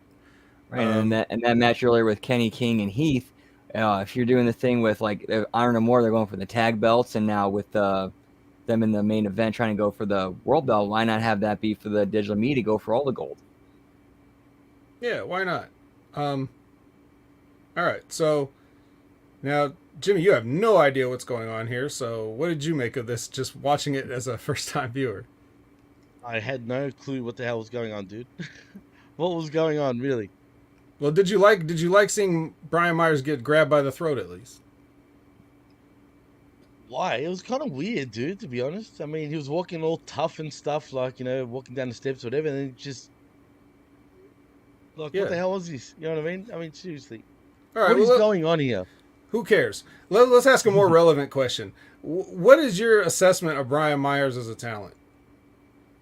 I personally think he sucks. Oh honestly. my That's just goodness. me. Okay. I will Fair. say, though, over the years, like, compared to when he first started and now, compared to now, he's much better. I will say that. I was just never his biggest fan, but I think he's much better these days than he ever was. That's for sure. Yes, he may be that. He's come Why? a long way What's- since the days when I was working at Toys R Us and he would come in to buy toys like a mark. At least Really? it's forward progression, not backwards. True. But it's taken many, many years, though, guys. I mean, let's be honest. And he's still not that good, right? I mean, And he's still not that good. But Very- he's okay. he's okay. Well, he could do what you need him to do, kind of. Like, if you need something from him, you could probably count on him. But, Okay. yeah. It's, yeah, I don't know. Maybe, I don't know if he could have a good match with Lil Jon, but he could, maybe. Okay. Maybe. What? Yeah. What? Anyway. Let's go. Yeah, let's go. Let's go on from this. Enough about Brian Myers. Let's go to the main event, which is an elimination match. All right. Oh, It's boy. a 6-way elimination match. Starring Fat Eddie versus Sammy Callahan, Fat Sammy, versus Burt Macklin, FBI, versus Bandito, versus Rich Swann, versus Moose. And Brandon, how long has it been since we've watched a match with Moose that wasn't some hardcore perverse bullshit with Sammy Callahan on a pay-per-view or something? How long since we've seen Moose have any kind of significant time on the show? True. Too long. True. Too long. Why? I thought I- he was supposed to be their god. He's not. He wasn't their guy even when he was, and he was one of the worst book champions I've ever seen. And now that he's not the champion, he's even fallen off harder. I don't know what has happened here. I'm not sure if there's some other extenuating circumstances. If you follow Moose on social media, he's not giving any clues as to anything that might have happened. He just posts videos of himself working out. So he's not telling if anything else is up. But anyway, this is this. So one of the notes I have is that Bandito actually is wearing a weightlifting belt, and his tights have belt loops that are big enough to accommodate this weightlifting belt. So one of the stupid trends that you've seen in indie wrestlers lately, and I don't know who started it, but probably the most prominent person who does it is AJ Styles, where you have the long tights Right. and you're wearing a belt with tights. Like you've got Right, loops right. on the tights to hold your belt in. You've got a belt. It's not like a real belt. The belt is probably also like tights. Like it's not like a belt you buy off the rack at JCPenney or whatever. It's like It's more a sash than anything. yeah, it's like a sash, but it's designed to look like a belt. It's got a little working buckle and everything, and you put in the soft belt in your tights to hold up your tights, because God forbid your tights fall down. And and I don't think belts work like that anyway, but whatever. It's like decorative. It's a decorative belt, and some guys wear these just to Cool. whatever. I guess they think it looks cool. To me, you look like an idiot. It's like where you might as well if you're gonna wear a belt with tights, why don't you just put on suspenders too and just look completely stupid, Why not? right? Why not? Yeah. So that's that. But Bandito's gone the extra mile. He's made huge belt loops so that he could fit a whole fucking weightlifting belt in there. I got to give it to Bandito. That's creative, at least. I haven't seen anybody else do that. So good for you, Bandito. Anyway, that's all I have. If you guys want to... No, I do have the order of eliminations. Would you like me to read the order of eliminations first and then get your guys' individual thoughts, or do you want to save? Okay. Do you want to save the eliminations The till after punishment? you guys have? Can I just say before we continue though, Okay. I was nodding off at this point. I was Okay. like in and out of sleep, like legit. I was like, what? Whoa, what? Whoa. That's what this match was. It was a yo-yo, man. I'm proud that you made it that far before you started nodding in. I'm telling you, I was struggling, bro. By this point, I was literally struggling. Okay. So we see Jimmy was struggling. All right. Well, I'll just go over the eliminations. Then I'll go to Brandon. Then I'll go to Jimmy. Sammy. Well, first of all, the part where Sammy Callahan was fighting both Moose and Macklin at the same time just looked absolutely ridiculous. Absolutely fucking ridiculous. These guys should have kicked the fucking shit out of him and just fucking fucked him, basically. But I can understand why they didn't do that, because that would be gross. But anyway, Moose eliminates Sammy Callahan with the spear. So right off the bat, that's all right. Okay, I see. Moose gets an elimination. But then Macklin eliminates Moose with a schoolboy. Okay, great. Now Moose is gone. I have no reason to continue watching this. Bandito eliminates Macklin with the 21 plex. All right. Eddie eliminates Bandito with a Boston Knee Party. And then finally, Eddie wins. He beats Rich Swann with the Fat Driver, or whatever he calls his finishing move. The PHAT driver. Yeah, nope, just FAT. That's it. So that's your order of eliminations. Nice, that's your order of eliminations. Fat Eddie is going to go on to Bound for Glory to be in the main event. So bound for the catering.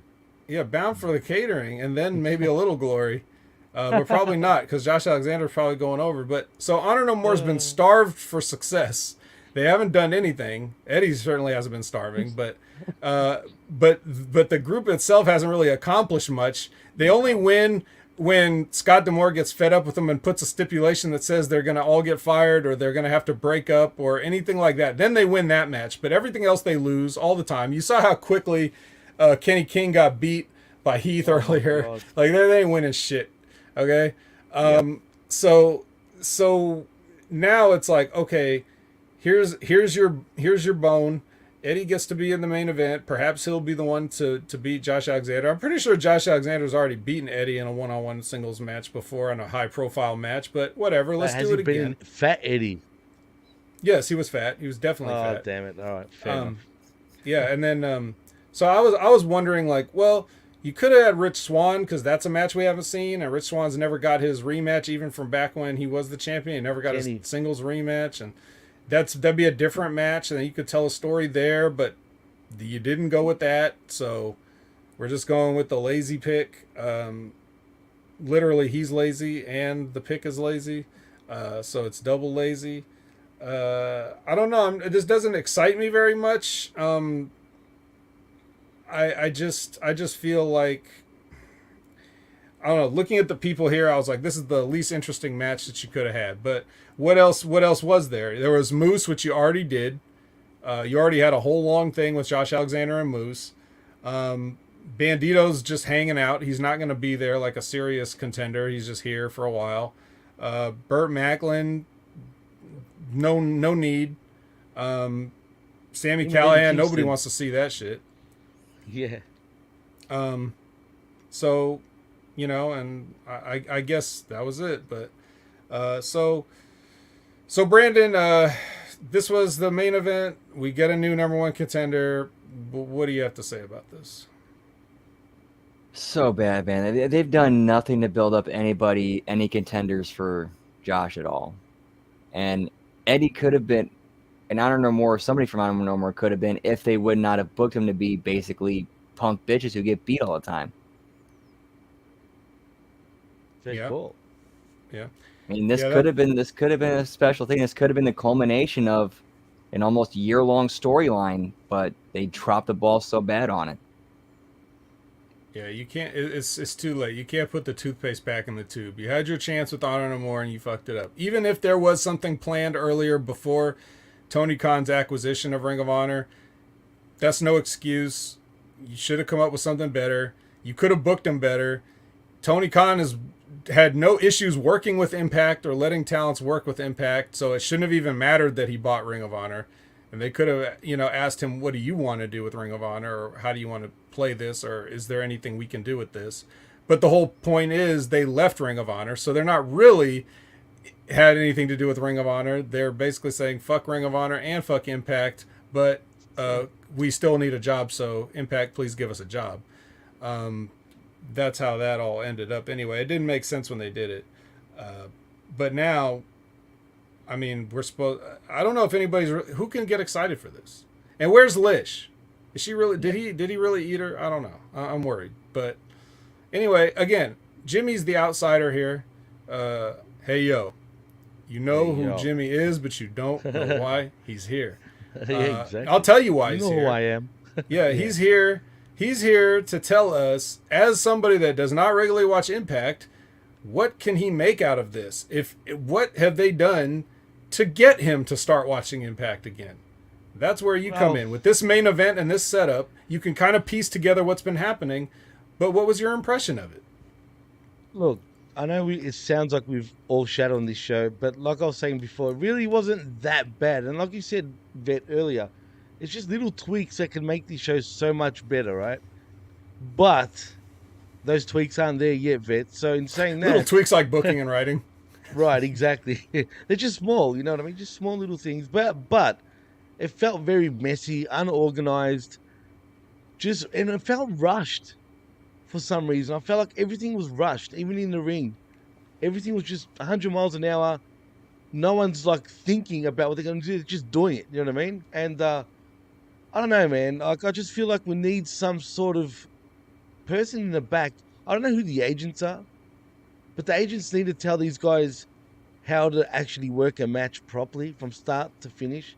Who's Because going to these tell him guys- that? Well, What I thought agents Scott are they D'Amore- going to tell him? Scott D'Amore was supposed to be like, you know, the most underrated booker in professional wrestling, right? But he That's ain't what people agenting say. it. Right. Well, Look at here, Buckshot Kid. More stairs equals more lights. That's why Fat Eddie is going over just to piss off Vet. Yeah, I can see that. Can we- I can believe that. can we possibly get a Fat Eddie and Fat Eddie, and I'm talking about Eddie Kingston as a team, I wish. and we can call them the Fat Eddies? He's like, you think you're fat, brother? Check this gut out. Can you imagine that? Yeah, Nah, brother. Yeah, Yeah. my gut is bigger, bro. Yeah, yeah. I can picture that shit, man. Why not put them together? Forget the Wolves. You can call them the Fat Wolves at this point. You know what I'm saying? Why not? But really, look, it wasn't such a bad show. It just feels disorganized. hmm If Yeah. that makes any sense. I always kind of wonder, like, Brandon and I wonder if when they edit the show, because they tape a bunch of it all at once, and I wonder if they edit it just chronologically how they shot it, or if they try to, like, put things out of order in terms of when they happen. Like, maybe they shot one match first, but they put it on last or something, like, when they do the editing. I don't know if Possibly. that has something to do with it. For the most part, like, they follow through on certain things, and they have talented people there, but Alicia is sweeping up Sammy's and Eddie's crumbs, according to Lab Rat. Hey, you got to save some for Lab Rat. Lab Rat's in the lab too. The lab that Rich Swann and Josh Alexander were hanging out in Yes. doing their promo. Like, he's got to get some crumbs too. So, I just, I like I said, I see where they do certain things right, but is that enough? Are people even going to stick around on the show? Like, if you turn on the show and you see Honor No More standing in the stairs with this goofy ass light, like these lights shining on the walls that just look like someone threw a bucket of paint on it, and like, are you even going to stick around to see them do something good? Are you even going to know that if you're not putting Moose on the show, are you even going to know that there's somebody that looks like a fucking athlete on this program? You know, like, That's also how an issue. how you going to know? Moose sort of stands on his own, man, compared to the rest. When you really look at their roster, I think for Moose, it's time for him to move on. He's too good for Impact, man. But I think he's gone backwards since he's joined Impact. He was hot at first, but I want that old school Moose back in Ring of Honor. Remember his theme where it's like Moose and it's just Moose. I want that. This sort of extravagant Moose version, whatever the hell they're trying to do, just doesn't go for me, man. Well, I love the extravagant Moose, but I'm talking about his they're theme not more so. even playing it Right. up. You Right. know what I Well, mean? that's- Like, that's the problem. They're not But I'm showcasing Moose right. I'm And Moose is a hearing those- person where Moose is a person where when he's the focal point of the company, he legitimizes the other things on the show. For sure. So absolutely. even if you do have like a little bit of questionable stuff, it's like, yeah, but they got Moose. So, and if he goes somewhere else, he won't be that. In AEW, they have way too many people, and they're not gonna. And he's tall. Yeah, and he's tall. too So big. he's too big. He's gonna get So- buried, bro. Yeah, they don't like that. Exactly. But Triple H might do something with him. Triple H might do something with him, but is he gonna do? Is he gonna do? I don't know. I would have said never go to WWE before. Now I say maybe. It's any choice. Yeah, maybe go to WWE. Or he loves. I think he loves Japanese wrestling and New Japan, so he could work with New Japan some, but they're not gonna make Moose the guy there, even though they should. So No way. so he can just continue to do little things with them here and there when it comes. I just don't think he wants to go to Japan full time or have to do the traveling and stuff that's required. So, but even in New Japan Strong, if Moose can't even if he couldn't even dominate there, then like what hope is there? Like he should kill everybody in New Japan Strong, but they're not going to do that. So I don't know. Moose is just he's kind of in no man's land right now, and that's unfortunate. But at least in Impact, he's a guy that stands out, and they give him enough freedom to do enough to make him look like a star. But then we as fans are just not satisfied with what they put forward with him, the booking and everything like that. So he looks like a big star at Impact, maybe bigger than he would anywhere else. Unfortunately, he's not booked accordingly. So that's unfortunate. But that's the whole thing. Yeah. Well, Buckshot Kid's saying Moose doesn't know how to say no, which that could be true. I think that Moose is a good guy who wants to be a company guy and do what he thinks is best as a company guy. And he's not going to be like the stereotypical, over top wrestler says that doesn't work for me, brother. Well, sometimes though, the best thing for the company is for him to say, no, that makes me look like crap and it's going to hurt the product by you doing this to me. Right. And who knows if he didn't say that one time and that's why we're getting what we're getting now. So this is the wrestling business and people are petty. That's the danger. That's the danger of standing up for yourself, is because you're replaceable. Everyone's replaceable. So it just kind of sucks when you see people in those situations, because like for me, I didn't even have that much to politic for, and I still didn't want to do it when I was active, because I was just kind of like, I shouldn't have to do this. I shouldn't have to try to sell myself. I shouldn't have to try to explain why what I'm thinking is right. You guys should know that. We should be on the same page here. I'm not going to argue with you about it. I just don't have the energy for that. If you can't see it, then I have no hope. So I just didn't fight for stuff that much. Maybe Moose is in that situation where he's like, I'm fine with making what I'm making. I'll do whatever they ask me to do. That's a good attitude in some ways, but again, it doesn't pay off for the fans. So I don't know. Not for his talent anyway, especially, man. I mean, he's just wasting himself like that. Right. And he's already had a full career of something else before he just became a wrestler. Right. So he's not going to, I don't know, Moose. I don't know what to do. I can't advise you in this situation, sir, but I'm rooting for you regardless. So yeah, so again, as a first time watcher in a long time, any final thoughts on the show? Any other things we didn't cover, or anything that you'd like to see? Any suggestions that you could give to Impact going forward, or anything at all? I mean, just consistency, you know what I mean? And look, I've only watched one episode in the last, how many months, so I don't know how consistent they are. But if they can be more consistent than actually AEW are, it's a great little show, you know what I'm saying? Well, they are better than that, I will say that. Yeah. Well, see, I just need to watch it. Look, I'll give it another chance. I think next week I'll watch it again, see if they keep me on, where now I know I'm more familiar with what's going on with the storyline picture and stuff like that. Like I said, it wasn't a bad show. Just the main event I thought was the worst thing of the whole show. Funny enough. For me, anyway, which really put me to sleep. I kept waking up and then going back to sleep. He kept waking up, going back to sleep. I'm just like, these matches all over the place, man. It just didn't interest me whatsoever. And Rich Swann, I just don't like him in the main event spot, man. I mean, I don't know. He's cool, But I just does You he could really definitely is do he- something with Rich. You could definitely do something with him.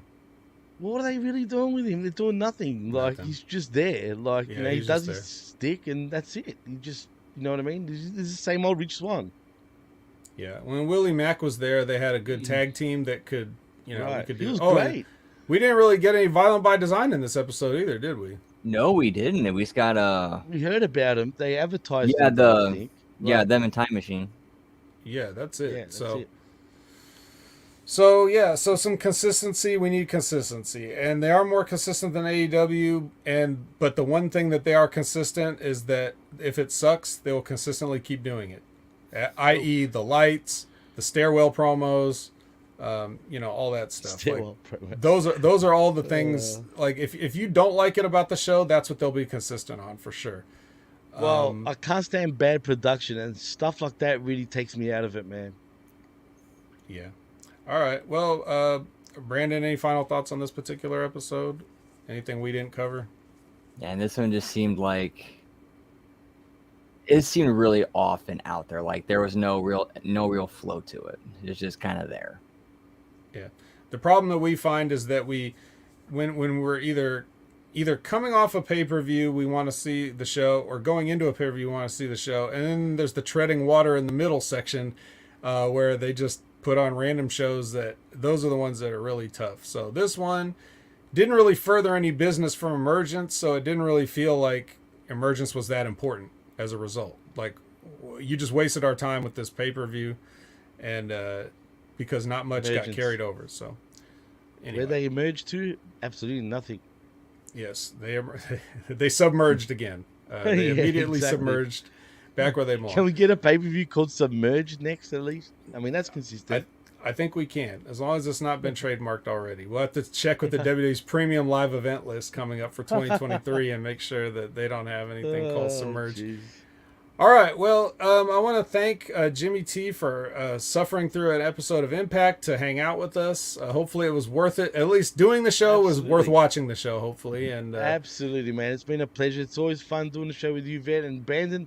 I've had absolute fun, man. Hopefully you guys can invite me back. But Oh, yeah, Love to have you. it's tough. It's tough though to watch Impact Wrestling, no doubt Right. about it. But that's I'll the give it a balance. chance. That's the balance. really we, is. That's the we balance. want you back, but we don't want to ask you to hurt yourself, self mutilation like that. So Well, it really is self mutilation. I mean, shit. I watch a lot of wrestling as it is to do, my shows, and I've also got, my own show on channelattitude.com with Jargo with Uncaged. Mhm. But and that's all. And disappeared. Did I disappear? Can you hear me, guys? yeah, we got you.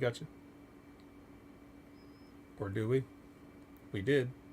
Maybe. All right. Well, right as Jimmy's going into his plugs, we're sort of having some technical difficulties, but I'm sure I he'll am. be back. He's back. I'm back. submerged. Jeez, I don't know. But now the emergence is here. I got Jimmy pulled has down. emerged. I got submerged, dude. I mean, Jesus, I can't say submerged online ever again. But what I wanted to say, like I said, man, it's been fun. I don't know what's worse, watching Impact or watching Rampage, where me and Juggo also have a show on channelattitude.com called Uncaged, where you can hear us over there. I don't know what's worse, actually, Vet. Is it Rampage or is it Impact? I mean, it's a tough one. Rampage is 2 hour, or is 1 hour, and True, bearable. Impact is 2 hours. And I'll take a Rampage. Yeah, I think at this point you're probably right. But that's me. But yeah, you can hear me on Uncaged once. I was on there a couple Was it weeks once ago. or twice? You know Well, what? it was dude? one I think we need Uncaged. you again. Okay, Well, you know what? You know why? Because me and Jagger were meant to do this week's Uncaged, but due to different restraints from the both of us, I don't know if we're gonna end up even recording it. So if you're available, man, if you want to join me for Uncaged on channelattitude.com, feel free. Well, we'll see about that. There you go, sneak preview. But it's There you all go. about channelattitude.com. We've got Rampage Uncaged, and of course the Impact Attack and the Next Level Wrestling Review, which I'm on, and everything like that. But Jimmy, before you go, tell everybody one more time about the PWC, where they can find it, even if the only thing they want to do is follow along with you, just so that when I make an appearance, they can watch me on that appearance and then ignore you guys the rest of the time. Let them know where they can do that, please.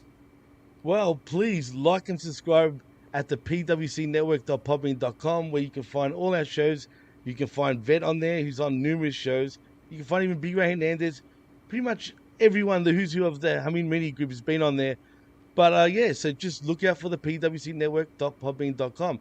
Also, like and subscribe right here at channelattitude.com, where you can also find myself on Uncaged and the Blow Off.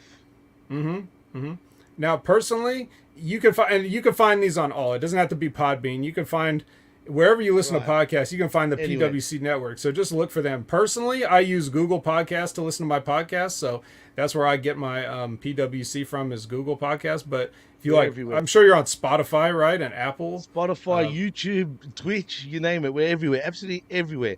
If you want to watch us, you can via Twitch, YouTube, Facebook, and Twitter. But you can also download us on the download at Spotify, Podbean, iHeartRadio, you name it. We're on absolutely every single platform you can name. Yeah, so whatever works, check the PWC Network out. Those guys are great. Dr. Jargo, Christopher Ams. If you guys like me, you're going to love Chris, because when I first listened to Chris, I was like, oh, I'm sorry, is this just Canadian me? He's basically just saying what I'm saying. Like, so you don't even have to have me. You can have Chris Ams. That's like lambs with Noel or bullshit first thing in the morning. That's exactly right. So, yeah, I heard you struggle with that one before, Jimmy, so I thought I'd get it right for you. I did. You got it spot on. And just quietly, speaking of Chris, him and Homeboy have also got a new MMA show, which is also on the PWC Network. Check that out, which you'll see later on tonight on the network. All right. See, all kinds of great stuff. So, absolutely. All right, so thank you once again, Jimmy, for joining us. Brandon, tell the people where they can find you. You can find me at all the places, as well as Twitch at Miss Tia the Transarchist, trying to get more streams in as we try to continue building the platform. And yeah, just hanging and chilling, having a good time, playing WoW, getting ready for Wrath Classic coming up in a month. Ooh, Wrath Classic. All right. Ooh. So, yep, that's where you could do Miss Tia the Transarchist on Twitter. Yeah, you can find me at all the usual places at Opinion Haver on all the platforms. That's just put in Opinion Haver into Google and see what comes up. Most of it's probably me. Let's see. That's going to be The Impact Attack on channelattitude.com. It's going to be a Next Level Wrestling Review live every Wednesday at 8 a.m. Pacific, 11 a.m. Eastern with Big Ray Hernandez, where we talk about NXT and some other shit. I like to get more appearances from guys like Jimmy and others and everything, because, you know, sometimes it's a slog to get through any wrestling show, even if you kind of like it.